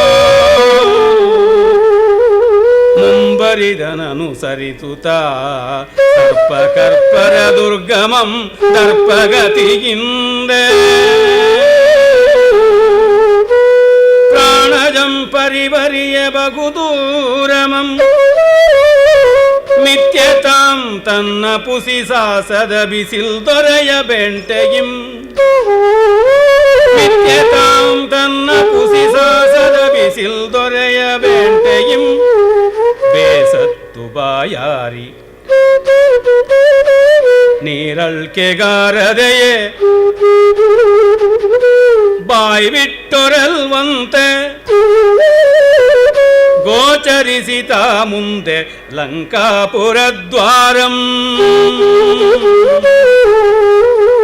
ತನ್ನ ಪುಸಿ ಸಾಸದ ಬಿಸಿಲ್ ದೊರೆಯ ಬೆಂಟೆಗಿಂ ಬೇಸತ್ತು ಬಾಯಾರಿ ನೀರಳ್ಕೆಗಾರದೆ ಬಾಯಿ ಬಿಟ್ಟೊರಲ್ವಂತೆ ಗೋಚರಿಸಿತು ಆ ಮುಂದೆ ಲಂಕಾಪುರದ್ವಾರಂ.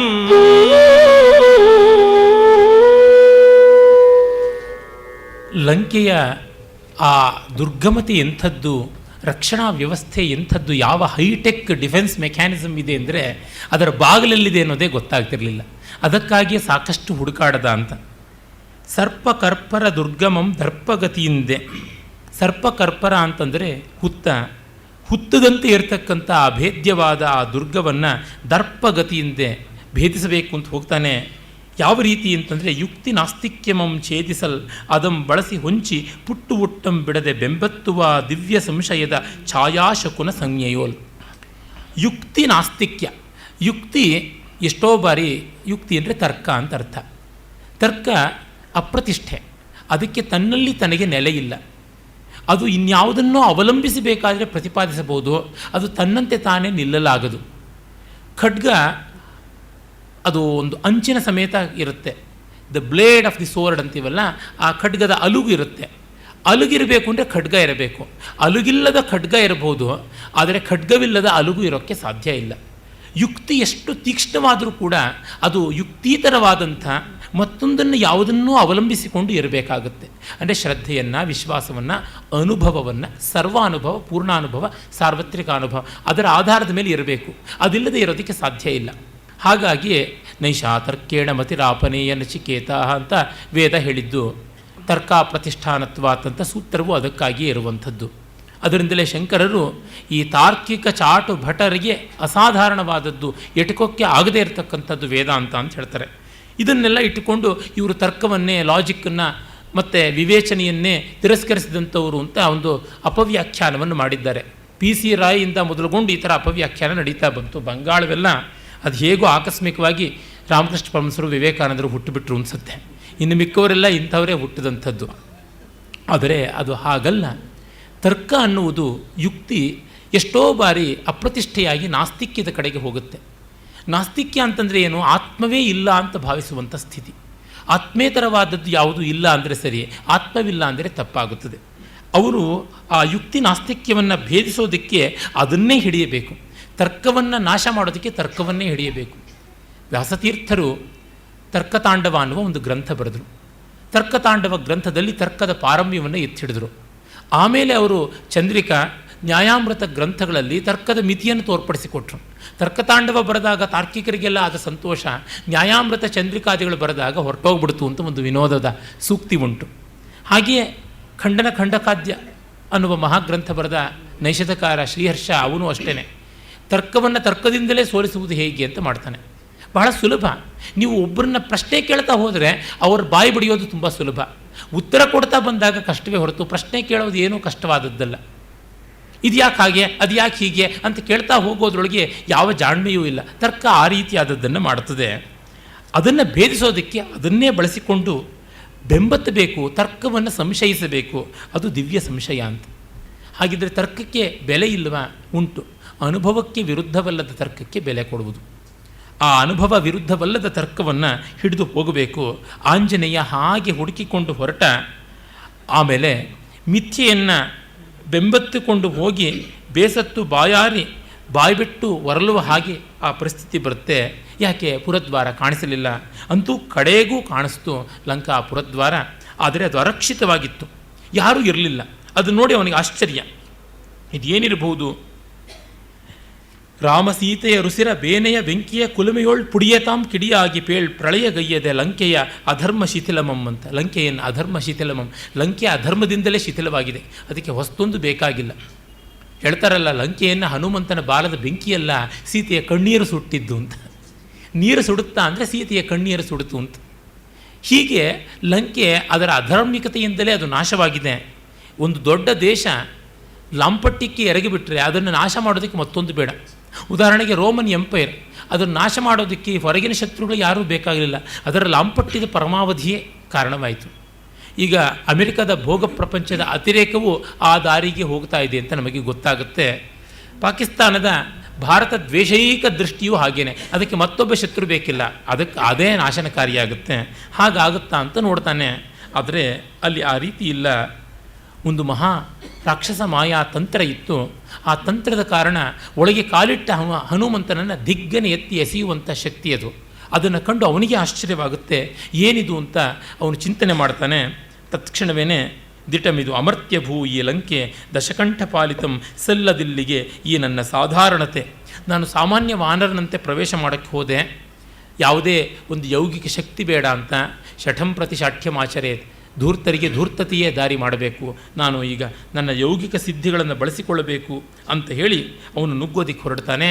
ಆಗ ಎದುರಿಗೆ ಲಂಕಾ ಲಕ್ಷ್ಮಿ ಸಾಕ್ಷಾತ್ಕರಿಸ್ತಾಳೆ.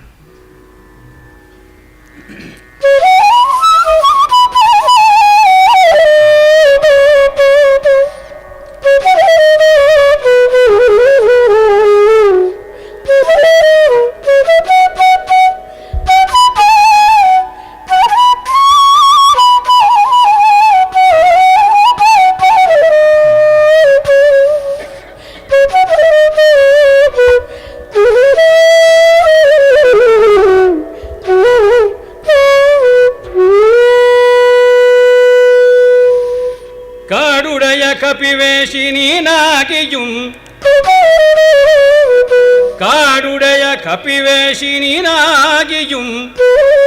மிக்கி களப்புவை சொக்கு நுடியம் மிக்கி களப்புவை காடுடைய கபிவேஷி நீனாரொடனே ನುಡಿವೆ ಎಂಬುದಂ ತಿಳಿಯೋ ಕಪಿವೇಶಿ ನೀನಾರೊಡನೆ ನುಡಿವೆ ಎಂಬುದಂತೆಯೋ ದಶಶಿರ ಕನಕಲಕ್ಷ್ಮಿ ಲಂಕಾದೇವಿ ಲಂಕಿಣಿಯನ ನಾನೇ ಲಂಕೆ ಎಂದರಿ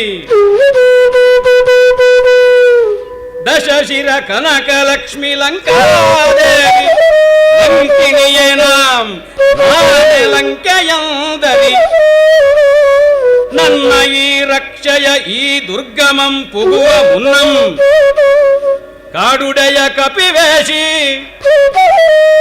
ನನ್ನ ರಕ್ಷಯ ಈ ದುರ್ಗಮಂ ಪುಗುವ ಮುನ್ನಂ ದಿತಂ ಪುಗುವೆ ನೀಂ ಸ್ವರ್ಗಮಂ.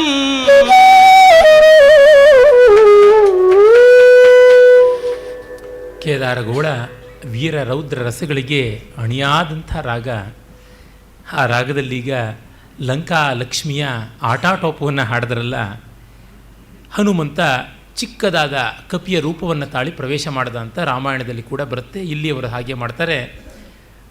ಆಮೇಲೆ ಅವನು ಮೊದಲು ಹೇಳ್ತಾನೆ, ನಾನು ಈ ಸುಂದರವಾದ ಲಂಕೆ ಇದನ್ನು ನೋಡಬೇಕು ಅಂತ ದೂರದ ಯಾತ್ರಿಕನಾಗಿ ಬಂದಿದ್ದೀನಿ ಅಂತೆಲ್ಲ. ನೀನು ಕಪಿ, ನಿನ್ನಂಥವರಿಗೆ ಇಲ್ಲಿ ಪ್ರವೇಶ ಇಲ್ಲ. ನಾನು ಯಾರು ಗೊತ್ತಾ? ನಾನು ಲಂಕಾ ಲಕ್ಷ್ಮಿ. ನನ್ನ ರಕ್ಷಣೆ ಇರುವ ಈ ದುರ್ಗಕ್ಕೆ ನಿನ್ನ ಪ್ರವೇಶ ಅಸಾಧ್ಯ. ಅದು ಮಾತ್ರವಲ್ಲ, ಪ್ರವೇಶಕ್ಕೆ ಮುನ್ನ ನೀನು ಸ್ವರ್ಗಕ್ಕೆ ಪ್ರವೇಶ ಪಡ್ಕೋತೀಯ ಅಂತ. ಇದು ಮಾತಿನ ವಕ್ರತೆ. ಭೋಜರಾಜ ಭೋಜಚಂಪುವಿನಲ್ಲಿ ಹೇಳ್ತಾನೆ, ತಾಟಕೆ ರಾಮನ ಬಾಣಕ್ಕೆ ತುತ್ತಾಗಿ ಮೊದಲು ಸತ್ತಳಲ್ಲ, ಅವಳು ಮೊದಲು ಅಕೌಂಟ್ ಓಪನ್ ಮಾಡಿದಳು ನರಕದಲ್ಲಿ ಅಂತ. ಹಾಗಾಗಿ ಆ ತಾಟಕೆ ಮಾಡಿದಂಥದ್ದು ಮುಂದೆ ಬರುವವರಿಗೆಲ್ಲರಿಗೂ ರಾಕ್ಷಸ ಶೃಂಗ ಸಂಕಟ ಮಹಾ ಶೃಂಗಾಟಕ ತಾಟಕ, ಅದೊಂದು ಸರ್ಕಲ್ನ ಅಲ್ಲಿ ತಯಾರು ಮಾಡಿ, ಒಂದು ಸ್ಕ್ವೇರ್ ಅಂತ ಹೇಳ್ಬೋದು, ಅಲ್ಲಿ ಟ್ರಾಫಿಕ್ ಜಾಮ್ ಆಗದೆ ಇರುವಂತೆ ಎಲ್ಲ ವ್ಯವಸ್ಥೆ ಮಾಡಿ ರಾಕ್ಷಸರಿಗೆ ಅಕಾಮಿಡೇಷನ್ ಮಾಡಿಕೊಟ್ಟು, ತತ್ಕಾಲೇ ಪಿಶಿತಾಶ ನಾಶ ನಿಪುಣ ಸಂಧ್ಯೇವ ಕಾಚಿನ್ ಮುನೇಹೆ, ಅವಳು ಬಂದು ತರಸಾರುರೋಧ, ಆ ತಾಟಕ್ಕೆ ಬಂದು ಮಹರ್ಷಿಯನ್ನು ತಡೆಯೋದಕ್ಕೆ ಬಂದವಳು ತಾನೇ ನರಕಕ್ಕೆ ಪ್ರಯಾಣ ಮಾಡಿದಳು ಅಂತ. ಇವೆಲ್ಲ ಕಾವ್ಯ ಚಮತ್ಕಾರದ ವರ್ಣನೆಗಳು, ಸೊಗಸಾದದ್ದು. ಹನುಮಂತ ಬಹಳ ನಯದಿಂದ ಕೇಳ್ತಾನೆ, ನನಗೆ ಇದಕ್ಕೆ ಪ್ರವೇಶ ಬೇಕಾಗಿದೆ ಅಂತ. ಹಿಂದೆ ಎಲ್ಲ ಭಾರತೀಯ ಪ್ರಾಚೀನ ಕಾಲದಲ್ಲಿ ನಗರ ಪ್ರವೇಶಕ್ಕೆ ಬೇಕಾದಷ್ಟು ನಿಯಮಗಳಿದ್ದವು. ಅಲ್ಲಿ ಸುಂಕದವರು ಮಾತ್ರವಲ್ಲ, ಮುದ್ರಾಧಿಕಾರಿ ಅಂತ ಇರ್ತಾಯಿದ್ರು. ಮುದ್ರಾಧಿಕಾರಿ ಅಂತಂದರೆ ಈಗ ಒಂದು ರೀತಿಯಾದಂಥ ಇಮಿಗ್ರೇಷನ್ ಆಫೀಸರ್ ಅಂತ ಕರೀತಾರಲ್ಲ, ಹಾಗೆ ಅವನವರ ಪೂರ್ವೋತ್ತರಗಳನ್ನೆಲ್ಲ ಪರಿಶೀಲನೆ ಮಾಡಿ ಪತ್ರಗಳನ್ನೆಲ್ಲ ನೋಡಿಕೊಂಡು, ಅವನ ಮಚ್ಚೆ ಇತ್ಯಾದಿ ಗುರುತುಗಳಿದ್ದರೆ ಅದನ್ನು ನೋಡಿಕೊಂಡು, ಅವನ ಹೆಸರು ವೃತ್ತಿ ಇತ್ಯಾದಿಗಳನ್ನು ಬರೆದುಕೊಂಡು ಕಡೆಗೆ ಮುದ್ರೆಯನ್ನು ಒತ್ತಿ ಕಳಿಸ್ತಾ ಇದ್ದ, ಎಸ್ ಅಂತ ಹೇಳಿಬಿಟ್ಟು. ಇಲ್ಲದೇ ಇದ್ದರೆ ಅಲ್ಲಿಂದ ಅಲ್ಲಿಗೆ. ಮತ್ತು ಅದಕ್ಕೆ ಎಂಟ್ರಿ ಟ್ಯಾಕ್ಸ್ ಬೇರೆ ಇರ್ತಾಯಿತ್ತು. ಪ್ರತಿಯೊಂದು ಸಿಟಿಗೂ ಎಂಟ್ರಿ ಟ್ಯಾಕ್ಸ್ ಇರ್ತಾಯಿತ್ತು. ವಿಜಯನಗರಾದಿಗಳಲ್ಲಿ ಕೂಡ ಅದು ಇದ್ದದ್ದು ಹೌದು ಅಂತ ನಮಗೆ ಗೊತ್ತಾಗುತ್ತೆ. ಶುಲ್ಕಾಧಿಕಾರ ಇರ್ತಾಯಿತ್ತು, ತೆಗೆದುಕೊಳ್ತಾಯಿದ್ರು. ಒಬ್ಬನೇ ವ್ಯಕ್ತಿ ಬಂದರೆ ಎಷ್ಟು, ವಾಹನ ಬಂದರೆ ಎಷ್ಟು, ಆ ವಾಹನಗಳು ಬಂಡಿಗಳ, ಎತ್ತಿನ ಬಂಡಿಗಳ, ಇಲ್ಲದೇ ಒಂಟೆಯ ಬಂಡಿಯ, ಇಲ್ಲದೇ ಇದ್ದರೆ ಇನ್ನೂ ಹೆಚ್ಚಿನವ ಪಲ್ಲಕ್ಕಿ ಮೇನೆ ಇತ್ಯಾದಿಗಳ, ಅವುಗಳನ್ನೆಲ್ಲ ನೋಡಿಕೊಂಡು ಮಾಡ್ತಾಯಿದ್ರು. ಸಾಮಾನು ಸರಂಜಾಮ ಸಾಗಿಸುವಾಗಲೂ ಅಷ್ಟೇ ಅದಕ್ಕೆ ಎಂಟ್ರಿ ಟ್ಯಾಕ್ಸ್ ಅಂತ ಅಬ್ಕಾರಿ ಇತ್ಯಾದಿಗಳೆಲ್ಲ ಬೇಕಾದಂತೆ ನಡೀತಾ ಇತ್ತು. ಟೋಲ್ ಕಲೆಕ್ಟ್ ಮಾಡುವಂಥದ್ದು ಇತ್ತು ಅಂತ.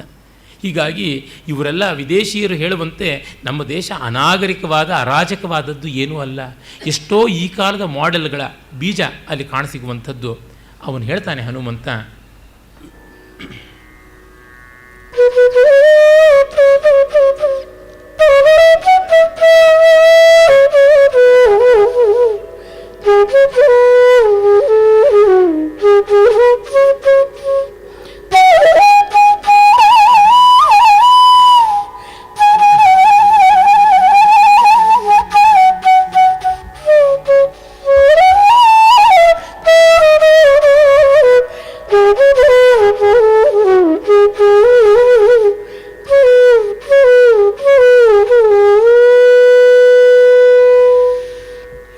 ಭದ್ರೆ ಕೆಮ್ಮನೆ ಏಕೆ ಮುನಿವೆಯವು, ಹೇ ಭದ್ರೆ ಕೆಮ್ಮನೆ ಏಕೆ ಮುನಿವೆಯವು, ಪರದೇಶಿ ಕಪಿವೇಶಿ ನೀನೆಂದವೋಲಾಂ ಅನಾಗರಿಕವನಚರಂ, ಹೇ ಭದ್ರೇ ನೀನೆಂದವೋಲ ನಾಗರಿಕವನಚರಂ, ಸರ್ವ ಕಲೆಗಾಗರಂ ಸಂಪದಕ್ಕೆ ಸಾಗರಂ ಭೋಗಕ್ಕೆ ತವರು ನೆಲದರಿಕೆ ಈ ಲಂಕೆ ಎಂಬುದ ಕೇಳ್ದು ಹೇ ಭದ್ರೇ ಸರ್ವ ಕಲೆಗಾಗರಂ ಸಂಪದಕ್ಕೆ ಸಾಗರಂ ಭೋಗಕ್ಕೆ ತವರು ನೆಲದರಿಕೆ ಈ ಲಂಕೆ ಎಂಬುದಕ್ಕೆ ಕಣ್ಗಳ ಕುತೂಹಲಕ್ಕೆ ತಣಿಯರೆಯಲೈ ತಂದೆ ಭದ್ರೇ ಕಣ್ಗಳ ಕುತೂಹಲಕ್ಕೆ ತಣಿಯರೆಯಲೈ ತಂದೆ ಅರಣ್ಯಚಾರಿಯಂ ಮನದಣಿಯೇ ನಗರ ಶೋಭೆಯ ನೋಡಿ ಪಿನ್ನಡೆವನಂ ಅರಣ್ಯಚಾರಿಯಂ ಮನದಣಿಯೇ ನಗರ ಶೋಭೆಯ ನೋಡಿ ಪಿನ್ನಡೆವನಂ ಗ್ರಾಮೀಣನಂ ಕೊಲ್ಲುವುದೇಂಬಲ್ಮೆ ಮನದಣಿಯೇ ನಗರ ಶೋಭೆಯ ನೋಡಿ ಪಿನ್ನಡೆವನಂ ಗ್ರಾಮೀಣನಂ ಕೊಲ್ಲುವುದೇಂಬಲ್ಮೆ ಮೇಣಂತೆ ತಡೆವುದೇಂ ಜಾಣ್ಮೆ ನನ್ನನ್ನರಿಂದಿ ಮಹಾದೈತ್ಯ ದುರ್ಗಕ್ಕೆ ಕೆಡೆ ನನ್ನನ್ನರಿಂದಿ ಮಹಾದೈತ್ಯ ದುರ್ಗಕ್ಕೆ ಕೆಡೆ ನಗೆವಾತು ಅದಂ ಬಿಟ್ಟು ಕಳೆ ಹೇ ಭದ್ರೇ ನಗೆವಾತು ಅದಂ ಬಿಟ್ಟು ಕಳೆ ಬೇಡುತಿಗೆ ನನಗೆ ದಶಶಿರನ ವೈಭವದ ದರ್ಶನವನಿತ್ತು ಕೃಪೆಗೈ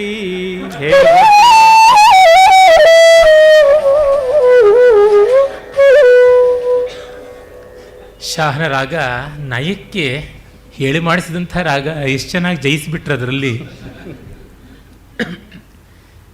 ಬಹಳ ನಮ್ರತೆಯಿಂದ ಬೇಡ್ಕೋತಾನೆ. ಯಾಕೆಂದರೆ ಒಂದು ಗಾದೆ ಉಂಟಲ್ಲ, ಉಗುರಲ್ಲಿ ಹೋಗೋದಕ್ಕೆ ಕೊಡಲಿ ತಂದರು ಅಂತ, ಬೇಕಿಲ್ಲ. ಆ ಕಾರಣದಿಂದ ನೈದಿಂದ ದಾಟೋಣ ಅಂತ ಅವನ ಉಪಾಯ. ಭದ್ರೇ ಅಂದರೆ ಮೇಡಮ್ ಅಂತಂತೀವಲ್ಲ, ಭದ್ರ ಅಂದರೆ ಮಿಸ್ಟರ್ ಅಂತೀವಿ. ಹಾಗೆ ಯಾತಕ್ಕೆ ಸುಮ್ಮನೆ ಕೋಪ ಮಾಡ್ಕೊಳ್ತೀಯ, ನಾನು ಪರದೇಶಿ ಕಪಿವೇಶಿ ಎರಡೂ ನಿಜ. ಅವನು ಸುಳ್ಳು ಹೇಳಿಲ್ಲ. ಅಶ್ವತ್ಥಾಮ ಹತ ಕುಂಜರಹ ಅನ್ನುವಂತೆ ಮಾಡಿದ್ದಾನೆ. ನೀನಂದ ಹಾಗೆ ನಾನು ಅನಾಗರಿಕ ವನಚರ, ಆದರೆ ಇದು ಸರ್ವಕಲೆಗೆ ಆಗರ, ಸಂಪದದ ಸಾಗರ, ಭೋಗದ ತವರು, ನೆಲದ ಬೇಡಿಕೆ ಈ ಲಂಕೆ. ಅದು ಕಣ್ಣುಗಳ ಕುತೂಹಲವನ್ನು ತಣಿಸೋದಕ್ಕೆ ಬಂದೆ. ಇದನ್ನು ನೋಡಿ ಮತ್ತೆ ವಾಪಸ್ ಹೋಗ್ತೀನಿ. ನೋಡಿ ಪಿನ್ನಡವೆನಂ. ನಾನು ಬಂದಿರತಕ್ಕಂಥದ್ದು ಕೇವಲ ಟೂರಿಸ್ಟ್ ವೀಸಾ ಮೇಲೆ ನಾನು ಅಪ್ಲೈ ಮಾಡೋದು. ನಾನು ಬೇರೆ ಬೇರೆ ವರ್ಕ್ ಪರ್ಮಿಟ್ ಇರತಕ್ಕಂಥ ವೀಸಾ ಕೇಳ್ತಾ ಇಲ್ಲ ಅಮ್ಮ. ಒಂದು ಕವಡೆ ಕಾಸನ್ನು ಇಲ್ಲಿಂದ ತೆಗೆದುಕೊಂಡು ಹೋಗೋದಿಲ್ಲ. ರಷ್ಯಾದಲ್ಲಿ ಮಾಡ್ತಾ ಇದ್ರಲ್ಲ, ನಮ್ಮ ಪುಸ್ತಕ ಯಾವುದೋ ರಷ್ಯನ್ ಆವೃತ್ತಿಯಲ್ಲಿ ಪ್ರಕಾಶಿತವಾಗಿ ಅಲ್ಲಿ ದುಡ್ಡು ಮಾಡಿದ್ರೆ ಆ ಒಂದು ಸಂಪತ್ತನ್ನು ಅನುಭವಿಸೋದಕ್ಕೆ ರಷ್ಯಾದಲ್ಲಿ ಹೋಗಿ ಅಲ್ಲೇ ಖರ್ಚು ಮಾಡಬೇಕು, ಇಲ್ಲಿ ತರಿಸ್ಕೊಳ್ಳುವಂತೆ ಇಲ್ಲ. ರಷ್ಯಾದಲ್ಲಿ ಯಾವುದೋ ಒಂದು ಪ್ರಶಸ್ತಿ ಕೊಟ್ಟರೆ ಆ ಪ್ರಶಸ್ತಿಯ ಪತ್ರ ಮಾತ್ರ ತರಬಹುದು, ಹಣವನ್ನು ಅಲ್ಲಿಯೇ ಕೂತು ಅಲ್ಲಿಯೇ ಖರ್ಚು ಮಾಡಬೇಕು. ಎಲ್ಲಿವರೆಗೂ ಅಂದರೆ ರಷ್ಯಾದಲ್ಲಿ ಉಂಡು ಬಂದ ಮೇಲೆ ಆಹಾರ ಜೀರ್ಣವಾಗಿ ಅಲ್ಲಿ ವಿಸರ್ಜನೆ ಆದಮೇಲೆ ಇಲ್ಲಿಗೆ ಬರಬೇಕು. ಆ ರೀತಿಯಾದಂಥ ವ್ಯವಸ್ಥೆ. ವೇಣು ಅವರು ಬಹಳ ಚೆನ್ನಾಗಿ ಒಂದು ಸಂದರ್ಭವನ್ನು ಮೊನ್ನೆ ಹೇಳಿದ್ರು. ಅದು ಸ್ವಿಟ್ಜರ್ಲೆಂಡ್ನಲ್ಲಿಯೋ ಎಲ್ಲಿಯೋ ಆ ದೇಶಕ್ಕೆ ಅವರು ಹೋಗಿದ್ದಾಗ ಯಾವುದೂ ತರಬಾರದು ಹೊರಗಿಂದು, ನಮ್ಮ ದೇಶ ಪೊಲ್ಯೂಷನ್ ಆಗಿಬಿಡುತ್ತೆ ಅಂತ. ನಮ್ಮಲ್ಲಿ ಮಾತ್ರ ಎಲ್ಲ ವ್ಯಾಧಿಗಳನ್ನು ತರಬಹುದಾಗಿದೆ. ಯಾರೋ ಪಾಪ ಸೇಠಾಣಿಗಳು, ಮಾರ್ವಾಡಿಯವರು, ಗುಜರಾತಿಗಳು ಒಂದು 2 ಡಜನ್ ಮಾವಿನ ಹಣ್ಣು ತೊಗೊಂಡು ಹೋಗಿದ್ರಂತೆ ಇಬ್ಬರು ಹೆಂಗಸರು. ಇದು ಒಳಕ್ಕೆ ಬಿಡೋಲ್ಲ ಅಂದರೆ ಅವ್ರು ಏರ್ಪೋರ್ಟಲ್ಲೇ ಅಷ್ಟನ್ನು ಬಿಚ್ಚಿ ಒಂದಾದ ಮೇಲೆ ಒಂದು ತಿಂದು ಸಿಪ್ಪೆ ಮತ್ತು ಓಟಿಯನ್ನು ಅಲ್ಲಿ ಬಿಸಾಡಿದ್ರಂತೆ. ಇವರು ನೋಡ್ತಾ ಇದ್ರಂತೆ, ಇವ್ರಿಗೆ ಒಂದು ಹಣ್ಣು ಕೊಡಲಿಲ್ವಂತೆ. ಸೇಡಂದರೆ ಹೀಗೆ ತೀರಿಸ್ಕೊಳ್ತಕ್ಕಂಥದ್ದು, ಅಲ್ಲಿಯೇ ಕೂತು ತಿಂದು ತೇಗಿ ಬಿಸಾಟ್ ಹೋಗ್ತಕ್ಕಂಥದ್ದಷ್ಟೇ. ಆ ರೀತಿ ನಾವು ನಿಮ್ಮನ್ನು ಏನೂ ತೊಂದರೆಗೊಳಿಸೋದಿಲ್ಲ. ಹಾಯಾಗಿ ನೋಡಿ ಬರ್ತೀವಿ ಅಷ್ಟೇ, ಅದಕ್ಕೆ ಅವಕಾಶ ಕೊಡಬಾರದೆ ಅಂತ ಕೇಳಿದ್ರೆ ಕೊಡೋದಿಲ್ಲ ಅನ್ನುವುದು ಏನು ಬಲ್ಮೆ, ಏನು ಜಾಣ್ಮೆ. ನನ್ನಂಥವ್ರನ್ನ ಕೊಂದರೆ ನಿಮ್ಮ ದೇಶಕ್ಕೆ ಬರ್ತಕ್ಕಂಥ ಖ್ಯಾತಿ ಏನು ಅಂತ. ಅಮೇರಿಕದಲ್ಲೆಲ್ಲ ನಾವು ಬರೆದು ಕೊಡಬೇಕಲ್ಲ, ನಾವಿಲ್ಲಿ ಸತ್ತರೆ ನಮ್ಮ ಹೆಣ ಸಾಗಿಸೋದಕ್ಕೆ ಅಥವಾ ಸುಡುವುದಕ್ಕೆ ಬೇಕಾದಂಥ ಹಣವೂ ಇಲ್ಲಿಂದಲೇ ಹುಟ್ಟುತ್ತೆ, ನಾವೇನು ಯೋಚನೆ ಮಾಡಬೇಕಾಗಿಲ್ಲ, ನಾವೇ ಎಲ್ಲ ಖರ್ಚು ಮಾಡ್ಕೊಂಡಿದ್ದೀವಿ ಅಂತೆಲ್ಲ ಹೇಳಿಕೊಡಬೇಕಲ್ಲ. ಆ ರೀತಿಯಾದದ್ದು ಯಾವುದು ಸಾಧ್ಯ ಉಂಟು? ನಾನು ಈ ವೈಭವವನ್ನು ನೋಡೋದಕ್ಕೆ ಅವಕಾಶ ಕೊಡು ಅಂತ ಕೇಳ್ತಾನೆ.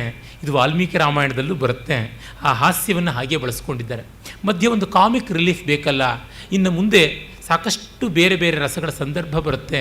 ಮಹಾಕಾವ್ಯ ಇದನ್ನೆಲ್ಲ ಬಹಳ ಚೆನ್ನಾಗಿ ಮಾಡಿಕೊಳ್ಳುತ್ತೆ. ಈ ಸಂದರ್ಭದಲ್ಲಿ ನಮ್ಮ ಪುರಂದರದಾಸರದು ಆ 7 ಶರದಿಯ ಏಕವಾಗಿದೆ ಕಂಡ್ಯ ಹೇಗೆ ಬಂದೆಯೋ ಕೋತಿ ಲಂಕಾದ್ವಾರದಲ್ಲಿ ಲಂಕಿಣಿ ಇದ್ದಳು ಅಂತ ಲಂಕೇಶ್ವರ ಕೇಳ್ತಾನಲ್ಲ, ಆ ಲಂಕಿಣಿ ಇವಳೇನೆ. ಜನಸಾಮಾನ್ಯರಿಗೂ ಇದು ಇಷ್ಟವಾಗದೇ ಇದ್ದರೆ ಕಾವ್ಯ ಉಳಿಯೋದು ಹೇಗೆ? ನಮ್ಮ ಪರಂಪರೆಯಲ್ಲಿರುವ ಸ್ವಾರಸ್ಯ ಅದೇನೆ. ಕಿಟ್ಟು ಕ್ಲಾಸಿಕ್ ರಸಿಕರು ಇಷ್ಟಪಡ್ತಕ್ಕಂಥವ್ರು ಯಾರಿದೆ, ಒಬ್ಬ ಮಗುವಿನಿಂದ ಮೊದಲುಗೊಂಡು ಕ್ಲಾಸಿಕ್ಸನ್ನು ಇಷ್ಟಪಡ್ತಕ್ಕಂಥ ಪ್ರಬುದ್ಧ ರಸಿಕನವರಿಗೆ ಎಲ್ಲರಿಗೂ ಬೇಕಾದ್ದನ್ನು ಕೊಟ್ಟು ಕೊಟ್ಟು ಕೊಟ್ಟು ಈ ಕಾವ್ಯಗಳನ್ನು ಕಾಪಾಡಿಕೊಂಡು ಬಂದಿದ್ದಾರೆ. ಹರಿಕಥ ದಾಸರಿರ್ಬೋದು, ನರ್ತಕರಿರ್ಬೋದು, ಭಾಗವತರಿರ್ಬೋದು, ಎಲ್ಲರೂ ಬಳಸಿಕೊಂಡು ಬಂದರು. ಇನ್ನು ಅವಳು ಬಿಡ್ತಾಳ, ತನ್ನ ಒರಟತನವನ್ನೇ ಮುಂದೆ ತೋರಿಸ್ತಾಳೆ.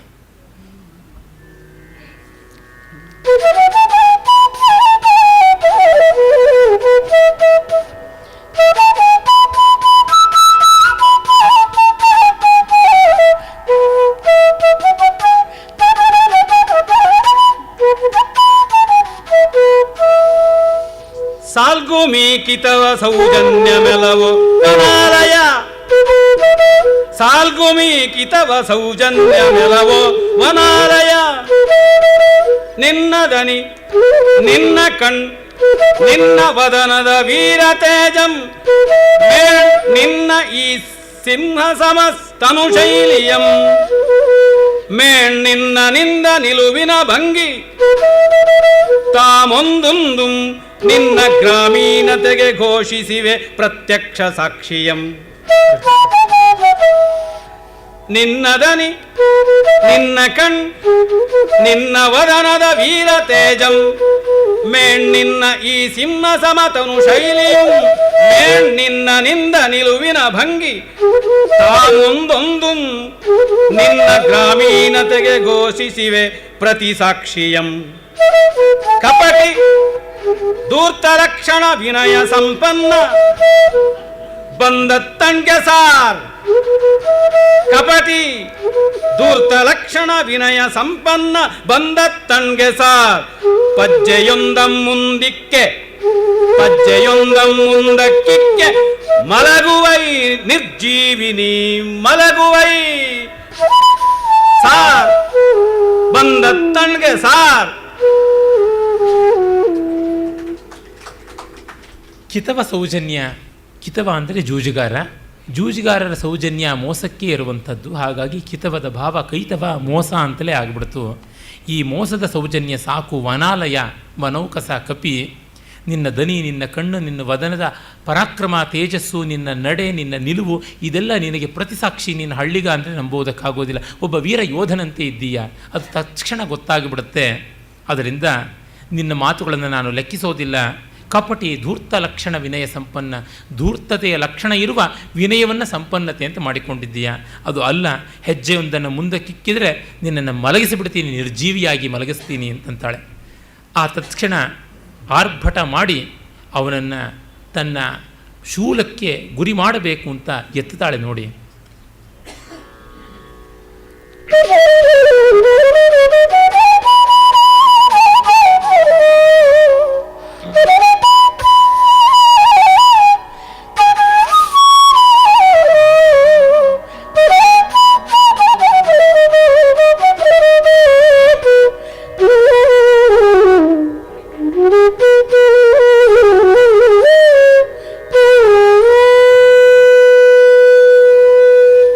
ಎನ್ನುತ್ತಾರ್ಭಟಿಸುತ್ತಾರಂಕೆ ಬಹುಭುಜ ದೇವಿ, ಎನ್ನುತ್ತಾರ್ಭಟಿಸುತ್ತಾರಂಕೆ ಬಹುಭುಜ ದೇವಿ. ತನ್ನೊಂದು ಹಸ್ತದೊಳಿರ್ದ ಮಹಾತ್ರಿಶೂಲವನೆತ್ತಿ ಹನುಮ ವಕ್ಷಕ್ಕೆ ಮೋಗಿ ಗುರಿ ಬೀಸಿದಳ್.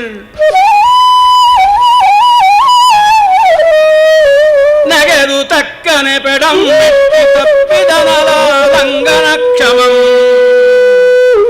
ನಗೆದು ತಕ್ಕನೆ ಪೆಡಂ ಮೆಟ್ಟಿ ತಪ್ಪಿದನಲ ಲಂಘನ ಕ್ಷಮಂ ಕಂಡದನ್ ವ್ಯಂಗ್ಯವಚನದೊಳ್ ನಿಂತು ಲಂಕಾಲಕ್ಷ್ಮೀ ವ್ಯಂಗ್ಯವಚನದೊಳ್ ನಿಂತು ಲಂಕಾಲಕ್ಷ್ಮಿ ಕೆಚ್ಚಿಗೆ ಮಿಗಿಲ್ ನಿನ್ನೊಳೆಚ್ಚರಿಕೆ ಇರ್ಪುದು ಕಣ ಕೆಚ್ಚಿಗೆ ಮಿಗಿಲ್ ನಿನ್ನೊಳ್ ಎಚ್ಚರಿಕೆ ಇರ್ಪುದು ಕಣ ಸಂಸ್ಕೃತಿಗೆ ಮೀರಿರ್ಪ ನಿನ್ನ ನಾಗರಿಕತಾ ಬರ್ಬರತೆಯೋ ಸಂಸ್ಕೃತಿಗೆ ಮೀರಿರ್ಪ ನಿನ್ನ ನಾಗರಿಕತಾ ಬರ್ಬರತೆಯೋ ಎಂತೆ ಮುಂಬರಿದನೈ ಮರಳಿ ಕೆರಳಿ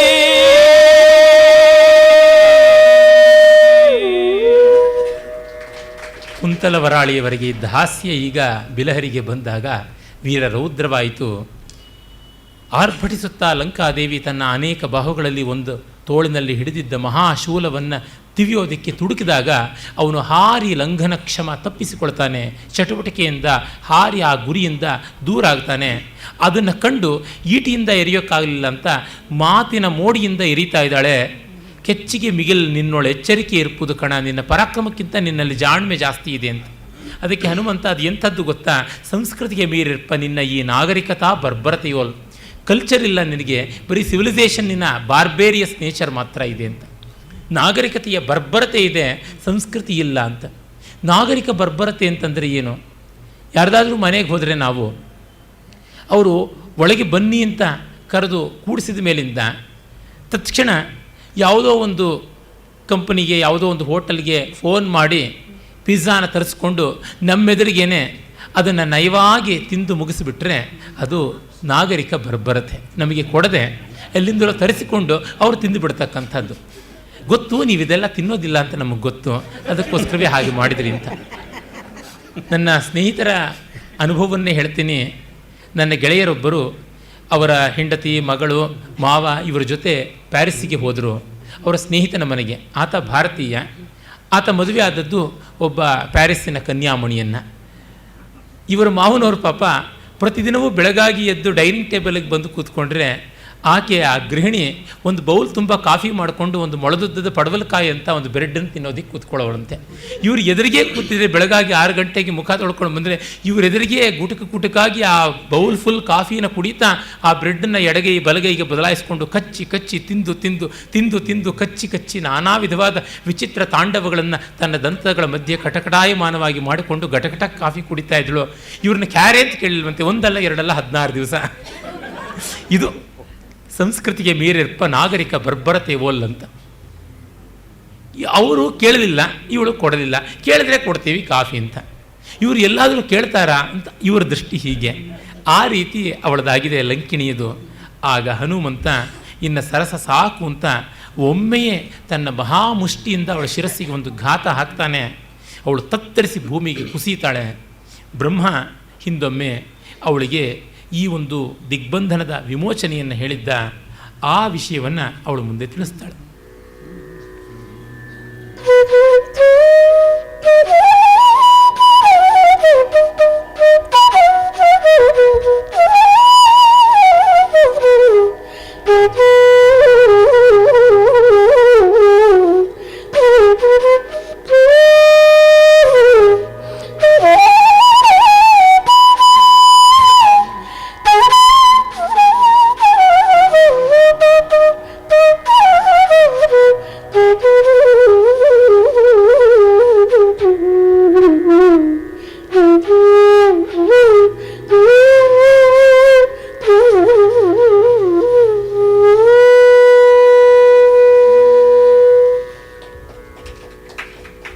ಪುಗುನೀಂ ಮಹಾಬಾಹು ಪಾಪಿಯರ್ದಯಂ ಪುಗುವ ಕ್ಲೇಶರೂಪಿ ಭಗವತ್ಕೃಪೆಯವೋ. ಪುಗುನೀಂ ಮಹಾಬಾಹು ಪಾಪಿಯರ್ದಯಂ ಪುಗುವ ಕ್ಲೇಶರೂಪಿ ಭಗವತ್ ಕೃಪೆಯವೋಲ್ ಪುಗು ನೀ ಬಲ್ಲೆ ನಾಂ ನೀಂ ಸಮರ್ಥನೆ ಬಲಂ ಮಹಾಬಾಹು ಬಲ್ಲೆ ನಾಂ ನೀಂ ಸಮರ್ಥನೆ ಬಲಂ ಮುನಿದರೀಲಂಕೆಯಂ ಸುಟ್ಟುರುಗಿ ಕಡಲೊಳ ಅಳ್ದುವ ಬಲ್ಮೆ ನಿನ್ನೊಳಿಗುದೈ ಮುನಿದರೆ ಈ ಲಂಕೆಯಂ ಸುಟ್ಟುರುಗಿ ಕಡಲೊಳ ಅಳ್ದುವ ಬಲ್ಮೆ ನಿನ್ನೊಳಿಗುದೈ ಮಹಾಬಾಗು ಬೇಡಿದ ಪೆನದರಿಂದೆ ತಾನೆನಿತು ಕೆರಳುವ ಕಥಂ ನಿನಗೊದಗಿದೊಡಂ ಎನಗೆ ಕೇಳಸಗದಿರ್ ಮಹಾಬಾಗು ತಾನೆನಿತು ಕೆರಳುವ ಕಥಂ ನಿನಗೊದಗಿದೊಡಂ ಎನಗೆ ಕೇಳಸಗದಿರ್ ಪೂಜ್ಯ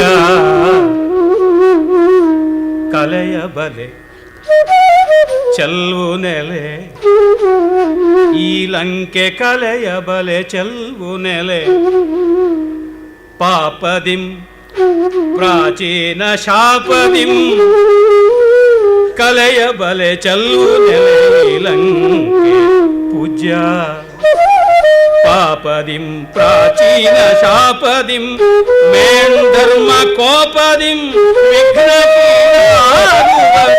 ಹರಿತಳೆಂ ಮಹಾಬಾಹು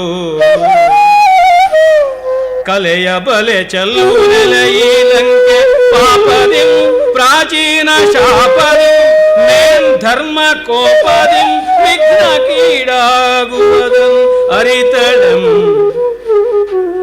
ಈ ನನ್ನ ಕಾಲಶೂಲೋಪಮಂ ಕಾಲಾಯಸಾಯುಧಂ ಕೊಂಕಿರುದೆದಲ್ ತೋರ್ವೆರಳ್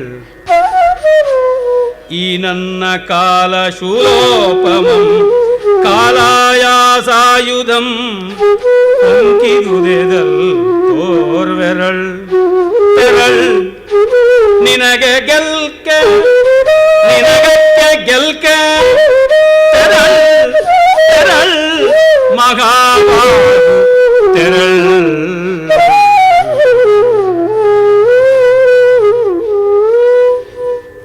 ರಾಮಾಯಣದಲ್ಲಿ ಬರುತ್ತೆ, ಆ ಲಂಕೇಶ್ವರಿ ಲಂಕಾಧಿಷ್ಠಾತ್ರಿ ಲಂಕಿಣಿ ಬ್ರಹ್ಮವರದಿಂದ ಆ ಒಂದು ವಿಮೋಚನೆಯನ್ನು ಪಡೆದಿದ್ದಳು. ಒಬ್ಬ ಮಹಾವಾನರನ ಕೈಯಲ್ಲಿ ಪೆಟ್ಟು ತಿಂದು ಕುಸಿದಾಗ ಅವಳಿಗೆ ಈ ಲಂಕಾ ನಗರವನ್ನು ಪಟ್ಟಣವನ್ನು ಕಾಪಾಡುವ ಒಂದು ಹೊಣೆಯಿಂದ, ಆ ಭಾರದಿಂದ ಬಂಧನದಿಂದ ವಿಮೋಚನೆ ಅಂತ. ಇದು ಒಂದು ಸಂಕೇತ. ಲಂಕಾದೇವಿ ಲಂಕಾಧಿಷ್ಠಾತ್ರಿ ಇದೆಲ್ಲ ಕೂಡ ಒಂದು ಸಂಕೇತ. ಆ ಲಂಕಾ ನಗರವನ್ನು ಹನುಮಂತ ಪ್ರವೇಶ ಮಾಡುವಾಗ ಅವನ ಮನಸ್ಸಿನಲ್ಲಿ ಬಂದಿರುವ ಭಾವನೆ, ಇಷ್ಟು ಒಂದು ಒಳ್ಳೆಯ ನಗರ ಹಾಳಾಗುತ್ತದಲ್ಲ, ಒಂದು ಯುದ್ಧದಲ್ಲಿ ಒಂದು ಒಳ್ಳೆಯ ವ್ಯವಸ್ಥೆ ನಾಶನವಾಗುತ್ತಲ್ಲ ಅಂತ. ಏನು ಮಾಡೋದು? ಆ ವ್ಯವಸ್ಥೆಯ ನಾಯಕರು ಸರಿಯಾಗಿಲ್ಲದೇ ಇದ್ದರೆ ಅದನ್ನು ಧ್ವಂಸ ಮಾಡುವಂಥದ್ದೇ ಹೌದು. ಆದರೆ ಇಡೀ ಲಂಕೆಯನ್ನೇ, ಆ ನಗರವನ್ನೇ ಒಂದು ವ್ಯಕ್ತೀಕರಿಸಿ ತೋರಿಸಿದಾಗ ಬರುವ ಪರಿಣಾಮ ತುಂಬ ದೊಡ್ಡದು. ಅವಳು ಹೇಳ್ತಾಳೆ, ಕ್ಲೇಶರೂಪಿ ಭಗವತ್ ಕೃಪೆ ಪಾಪಿಯ ಎದೆಯಂ ಪುಗುವಂತೆ ಅಂತ. ಪಾಪಿಯ ಎದೆಯನ್ನು ಪರಮಾತ್ಮನ ಕೃಪೆ ಅವನಿಗೆ ಕಷ್ಟ ಕೊಡುವ ರೂಪದಲ್ಲಿ ಪ್ರವೇಶ ಮಾಡುತ್ತೆ. ಹಾಗಾಗಿ ಕಷ್ಟ ಅವನಿಗೆ ಒಂದು ಸಂಸ್ಕಾರಕವಾಗಿ ಆತನ ಜೀವನ ತಾರಕವಾಗುವಂತೆ ಬರುತ್ತದೆ. ನೀನು ಹಾಗೆ ಮಾಡ್ತೀಯ. ಲಂಕೆಯನ್ನು ಸುಟ್ಟುರುಹಿ ಕಡಲೊಳ್ ಅದ್ದುವ ಬಲ್ಮೆ ನಿನ್ನೊಳಿಹುದೈ. ಇದು ಒಂದು ಪತಾಕಸ್ಥಾನ. ಪತಾಕಸ್ಥಾನ ಅಂದರೆ ಪ್ರಕರಣ ನಡೆಯುವಾಗ ಮುಂದಿನ ಘಟನೆಯನ್ನು ಪಾತ್ರಧಾರಿಗಳೇ ಗೊತ್ತಿಲ್ಲದೆ ಹಿಂದೆಯೇ ಆಡಿಬಿಡೋದು. ನಮಗೆ ಗೊತ್ತು ಮುಂದೆ ಹನುಮಂತನೇ ಸುಟ್ಟು ಬೂದಿ ಮಾಡ್ತಾನೆ ಅಂತ. ಅಪ್ಪ ನಿನ್ನ ಶಕ್ತಿ ಎಷ್ಟಂತಂದರೆ ಇದನ್ನು ಸುಟ್ಟು ಬೂದಿ ಮಾಡಿ ಸಮುದ್ರದಲ್ಲಿ ಕದರುವಷ್ಟು, ಆದರೆ ಇಷ್ಟು ಒಳ್ಳೆಯ ಊರನ್ನು ಹಾಳು ಮಾಡಬೇಡ ಅಂತ. ಹನುಮಂತನ ಅಂತರಂಗದಲ್ಲಿ ಬಂದ ಭಾವನೆ ಇದು. ಇಂಥ ಊರು ಯುದ್ಧದಲ್ಲಿ ಹಾಳಾಗುತ್ತೇನೋ, ಸುಟ್ಟು ಬೂದಿ ಆಗುತ್ತೇನೋ, ಯಾರಿಗೂ ಗೊತ್ತು. ಅಯ್ಯೋ ಅನ್ಯಾಯ ಅಲ್ವಾ? ಆದರೆ ಅನಿವಾರ್ಯವಾದರೆ ಏನು ಮಾಡುವುದು? ಈ ಥರದ್ದೆಲ್ಲ ಆಲೋಚನೆ ಇರುತ್ತೆ. ಅದು ಇವಳ ಬಾಯಿಂದ ಬರ್ತಾ ಇದೆ. ಬೇಡಿದೆ ಪನದರಿಂದೆ ಕಲೆಯ ಬಲೆ ಚೆಲ್ವು ನೆಲೆ ಈ ಲಂಕೆ. ನಿಜ ಎಲ್ಲ ಚೆನ್ನಾಗಿದೆ, ಆದರೆ ಏನು ಮಾಡೋಣ? ಗವರ್ನೆನ್ಸ್ ಇದೆಯಲ್ಲ, ಅದು ತುಂಬ ತಪ್ಪಿರುವಂಥದ್ದು. ಅದಕ್ಕಿಷ್ಟನ್ನು ಕತ್ತರಿಸಲೇಬೇಕಾಗುತ್ತದೆ. ಪ್ರಾಚೀನ ಶಾಪ, ಲಂಕೆಯ ಪಾಪ, ಧರ್ಮ ಕೋಪ ಇವೆಲ್ಲ ಬಂದಿದೆ. ಕಾಲಾಯಸ ಅಂದರೆ ಕಬ್ಬಿಣ. ಕಪ್ಪು ಕಬ್ಬಿಣ. ಆ ಕಬ್ಬಿಣದ ಈ ಕಾಲ ಶೂಲದಂತಿರುವಂಥ ಈ ಶೂಲ ಇದು ಕೊಂಕಿತು, ನೀನು ಇದಕ್ಕೆ ಗುರಿಯಾಗಲಿಲ್ಲ, ಹಾಗಾಗಿ ಇದು ಒಂದು ತೋರ್ಬೆರಳು, ಇಟ್ಸ್ ಎ ಪಾಯಿಂಟರ್, ಲಂಕೆ ನಾಶನವಾಗುತ್ತೆ ಅನ್ನೋದಕ್ಕೆ ನೀನು ದಯಮಾಡಿ ಹೋಗಿ ಬಾ, ನನಗೂ ವಿಮೋಚನೆ ಸಿಕ್ತು ಅಂತ ಮಾಯವಾಗ್ತಾಳೆ. ಅಲ್ಲಿ ವಸ್ತುತಃ ರಾವಣ ಲಂಕಾಧಿಷ್ಠಾತ್ರಿಯ ವಿಗ್ರಹವನ್ನು ಸ್ಥಾಪನೆ ಮಾಡಿದ್ದ, ಆ ವಿಗ್ರಹ ಚೈತನ್ಯ ಬಂದು ಹೀಗೆ ಮಾಡಿತು ಅಂತ ಕಥೆಯಲ್ಲಿ ಮುಂದೆ ಬರುತ್ತೆ. ಅದು ಹನುಮಂತನ ಮುಷ್ಟಿಘಾತಕ್ಕೆ ಮುಖ ಓರೆ ಮಾಡಿಕೊಂಡು ಬಿಡ್ತು. ಅದನ್ನು ಮುಂದೆ ಅತ್ತಲಾ ದೈತ್ಯ ಸಭೆಯೊಳ್ ಅನ್ನುವ ಸಂಚಿಕೆಯಲ್ಲಿ ನೋಡ್ತೀವಿ. ಈ ಲಂಕೇಶ್ವರಿ ಹೀಗೆ ಮುಖ ತಿರುಗಿಸಿಕೊಂಡಳು, ನಮ್ಮ ಸೌಭಾಗ್ಯವೆಲ್ಲ ಪರಾಂಗುಖವಾಯಿತು, ಮುಖ ತಿರುಗಿಕೊಂಡು ಹೋಯಿತು, ಗತಿ ಏನು ಅನ್ನುವಂಥ ಪ್ರಶ್ನೆಯೆಲ್ಲ ಬರುತ್ತೆ. ಇಲ್ಲಿಂದ ಮುಂದೆ ಲಂಕಾ ಸಂಪುಟದ ಆರಂಭ. ಆ ಲಂಕಾ ಸಂಪುಟದ ಆರಂಭದಲ್ಲಿ ಹನುಮಂತ ಲಂಕೆಯನ್ನು ಹೇಗೆ ಹುಡುಕಿತ ಅಂತಂದರೆ ಅಧ್ಯಾತ್ಮ ವಿದ್ಯೆಗಾಗಿ ಒಬ್ಬ ಸಾಧಕ ಹುಡುಕುವಂತೆ ಅಂತ ಒಂದು ಮಹೋಪಮೆಯನ್ನು ಕೊಡ್ತಾರೆ.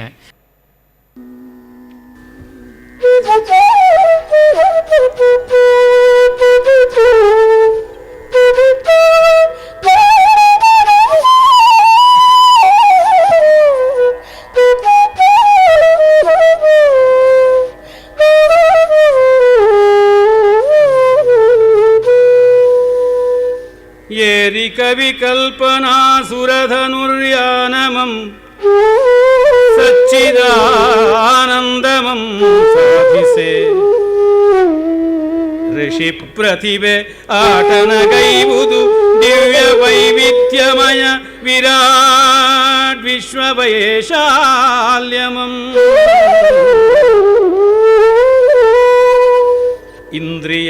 ಇಂದ್ರಿಯದನಂದನದಿ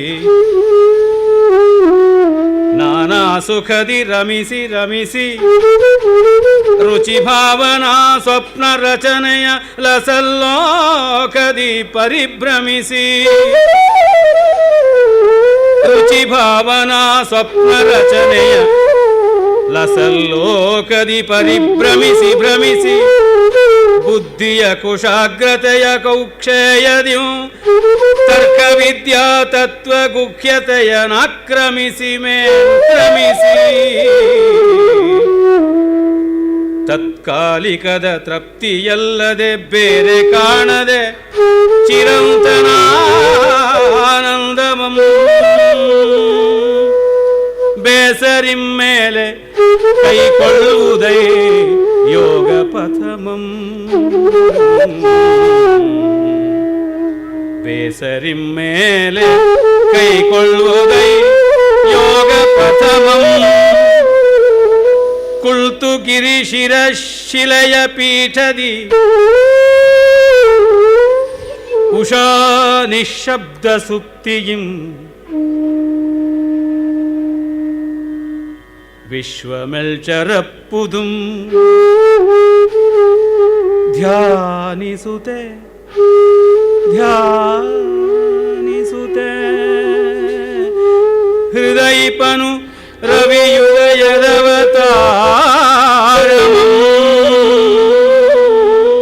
ಧ್ಯಾನಿಸುತ್ತೆ ಹೃದಯಪನು ರವಿಯುದಯದವತಾರಮಂ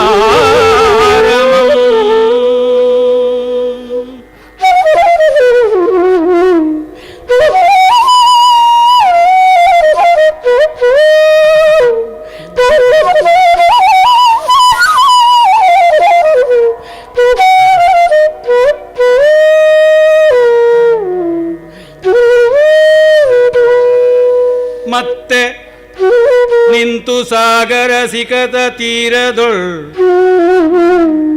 ನಾಟ್ಯಮಯ ನೀಲ ಜಲಲಯ ದರ್ಶನದಿ ಜೀವಲಯನ ಭಾವದ ಸಮಾಧಿಂ ಪೀರ್ವನು ಸಮುದ್ರಮಂ ಬ್ರಹ್ಮದಯನನಿತು ಮನುಭವಿಸಿ ಪೀರ್ವನು ಸಮುದ್ರಮಂ ಬ್ರಹ್ಮತೆಯನಿನಿತನನುಭವಿಸಿ ಮೇಣಂತೆವಾಲ್ ಪ್ರಕೃತಿಯ ಬೃಹತ್ ಚಿತ್ರ ಸೃಷ್ಟಿಯ ಸಮಸ್ತಮಂ ನಕ್ಷತ್ರ ನೀಹಾರಿಕಾ ಲೋಕ ಗಗನಮಂ ಭೂಮಾನುಭೂತಿ ಪ್ರಚೋದನೆಯ ನೈಸರ್ಗಿಕ ಆಕೃತಿಗಳು ಮನಕೃತ ಕೃತಿಗಳಂ ನೈಸರ್ಗಿಕಾಕೃತಿಗಳಂ ಮನಕೃತಿಗಳಂ ಸಾಧಿಸುವನಧ್ಯಾತ್ಮಿಸುವನಾತಡಂ ಆ ಪ್ರಯತ್ನ ಕಾರಣಕ್ಕೆಂತುವೇ ಕಾರಣಾತೀತಮಾ ಬ್ರಹ್ಮತ್ವಂ ಕಾರಣಾತೀತಂ ಆ ಬ್ರಹ್ಮತ್ವಂ ವರ್ಮೆತಾಂ ಸುಳಿದಿಲ್ ಮೇಣೊರ್ಮೆ ಮಿಂಚುತ್ತಲ್ಲಲ್ಲಿ ತೋರ್ದಂತೆ ತೋರ್ದಂ ವರ್ಮೆತಾಂ ಸುಳಿದಿಲ್ ಮೇಣೊರ್ಮೆ ಮಿಂಚುತ್ತಲ್ಲಿ ತೋರ್ದಂತೆ ತೋರ್ದಂ ಅದು ದಿಟದಿ ನಿರ್ಪುದೋ ಮೇಣ್ಬರಿಯ ಆಸೆ ಬೀಸಿದ ಗಾಳಿ ಗೋಪುರವೋ ಒಂದು ಶಂಕೆಯುಯ್ಯಲೆಯಲ್ಲಿ ತೊನೆದಪ್ಪುದೈ ಶ್ರದ್ಧೆ ಶಂಕೆಯುಯ್ಯಲೆಯಲ್ಲಿ ತೊನೆದಪ್ಪುದೈ ಶ್ರದ್ಧೆ ಬುದ್ಧಿ ಸ್ಥಿರತೆಗೆಟ್ಟು ಬುದ್ಧಿ ಸ್ಥಿರತೆಗೆಟ್ಟು ಶಂಕೆಯುಯ್ಯಲೆಯಲ್ಲಿ ತೊನೆದಪ್ಪುದೈ ಶ್ರದ್ಧೆ ಇಂತಹಂಕೃತಿಯಳಿಯೇ ಇಂತಹಂಕೃತಿಯಳಿಯೇ ಸಾಧನೆಯ ಶಿಖರದಲ್ಲಿ ತನ್ನ ಯತ್ನವ ಮುಡಿದು ತಾಟಸ್ಥ್ಯಮಂ ತಳೆಯುವಾತ್ಮ ಪ್ರತೀಕ್ಷೆಗ ಅನುಭೂತಿ ಮೈದೋರ್ದುದೈ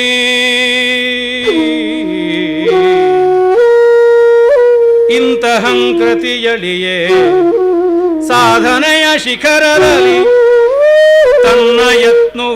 ತನ್ನ ಯತ್ನವನುಳಿದು ತಾಟಸ್ಥ್ಯಮಂ ತಳೆಯುವ ಆತ್ಮ ಪ್ರತೀಕ್ಷೆಗ ಅನುಭೂತಿ ಮೈದೋರ್ದುದೈ ತನಗೆ ತಾಂ ಪೊಣ್ಮಿ ಅನುಭೂತಿ ಮೈದೋರ್ದುದೈ ತನಗೆ ತಾಂ ಪೊಣ್ಮಿ ಪೊಳೆದು ತಳತಳಿಸಿ ಪೊಮ್ಮಿ ಪೊಳೆದು ಮೈದೋರ್ವುದೈ ಅನುಭೂತಿ.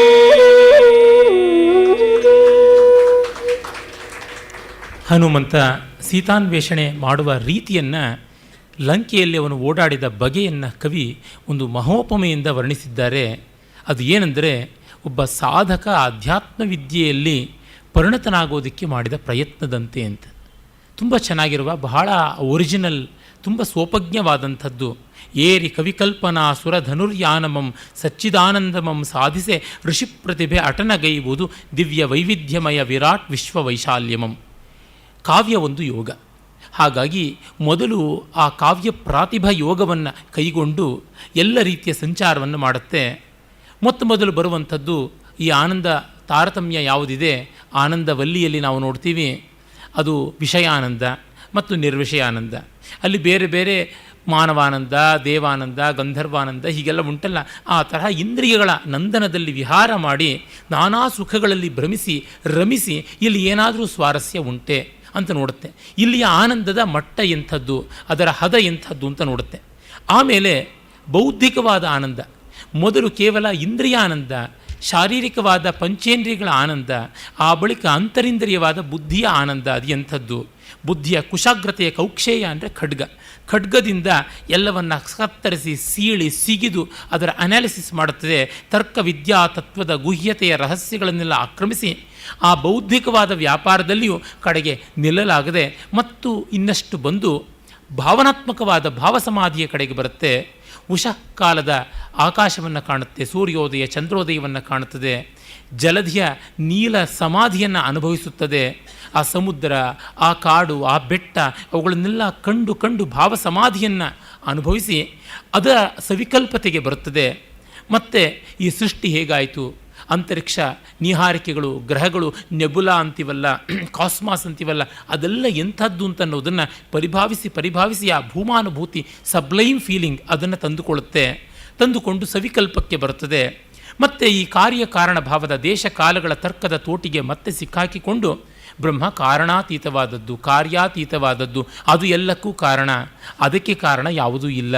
ದೇಶಕಾಲವನ್ನು ಮೀರಿದ, ಮನಸ್ಸು ಬುದ್ಧಿಗೆ ಅಳವಡದೇ ಇರತಕ್ಕಂಥದ್ದು ಅವಸ್ಥಾತ್ರಯಾತೀತವಾದ ಸ್ವರೂಪ ಅಂತ ತಿಳ್ಕೊಂಡಾಗ ನಿರ್ವಿಕಲ್ಪತೆಗೆ ಬರುತ್ತದೆ. ಆ ನಿರ್ವಿಕಲ್ಪತೆಗೆ ಬರುವ ಹೊತ್ತಿನಲ್ಲಿ ಇದೆಯೋ ಇಲ್ಲವೋ ಇಷ್ಟು ಸೂಕ್ಷ್ಮವಾಗಿ ಬುದ್ಧಿಗೂ ದುರ್ವಗ್ರಾಹ್ಯವಾದಾಗ ಇದರ ಗತಿ ಏನು, ಇದರ ಸ್ಥಿತಿ ಏನು, ಇದು ಉಂಟೇ ಇಲ್ಲವೇ ಅನ್ನುವ ಒಂದು ಗೊಂದಲ ಉಂಟಾದಾಗ ಶ್ರದ್ಧೆಗೆ ಏಟು ಬಿದ್ದು ಶಂಕೆಯ ಉಯ್ಯಾಲೆಯಲ್ಲಿ ತೊಂಗಲಾಡುತ್ತದೆ. ಆಗ ಅಹಂಕಾರ ಹೋದಾಗ ಈ ಸೋಪಾಧಿಕವಾದ ನಾಮರೂಪಾತ್ಮಕವಾದ ಒಂದು ಅಹಂಭಾವ ಹೋಗಿ ನಿರ್ವಿಕಲ್ಪವಾದ ನಿರುಪಾಧಿಕವಾದ ಸಚ್ಚಿದಾನಂದ ಘನ ತಾನು ಅಂತ ಗೋಚರವಾದ ಅನುಭೂತಿ ಏನೋ ಆ ಮಟ್ಟಕ್ಕೆ ಹನುಮಂತ ಬರುವಂತೆ ಮೊದಲು ಲಂಕೇಶ್ವರಿಯನ್ನು ಗೆದ್ದು ಬಂದ ಅನ್ನಮಯ ಕೋಶದಿಂದ ಸೀತೆಯ ದರ್ಶನದವರೆಗಿನ ಆನಂದ ಕೋಶಕ್ಕೆ ಅವನೊಂದು ಸಂಚಾರ ಮಾಡ್ತಾನೆ. ಹಾಗೆ ಅರಸಿದನು ಆಂಜನೇಯಂ ಆ ಋಷಿ ಪ್ರತಿಭೆಯೋಲ್ ಅಂತ ಕವಿ ಹೇಳ್ತಾನೆ. ಮುಂದಿನದನ್ನು ನಾಳೆ ನೋಡೋಣ. ಈಗ ಮಂಗಳದಿಂದ ವಂದನೆ.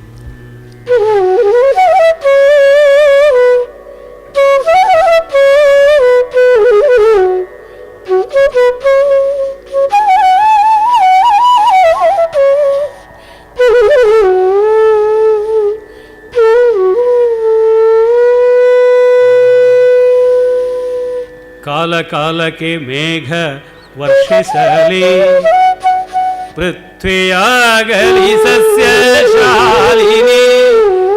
ಕಾಲ ಕಾಲಕ್ಕೆ ಮೇಘ ವರ್ಷಿಸಲಿ, ಪೃಥ್ವಿಯಾಗಲಿ ಸಸ್ಯ ಶಾಲಿನಿ.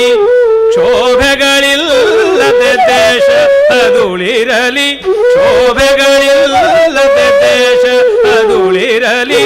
ಸಾಧುಗ ಭಯ ಜಗಕ್ಕೆಲ್ಲ ಕುಸಂಮುಖ, ಸಾಧುಗ ಭಯ ಜಗಕ್ಕೆಲ್ಲ ಕುಸಂಮುಖ. ಮಂಗಳಂ ಜಯ ಮಂಗಳಂ, ಮಂಗಳಂ ಶುಭ ಮಂಗಳಂ ನಿತ್ಯ ಮಂಗಳಂ ಜಯ ಮಂಗಳಂ.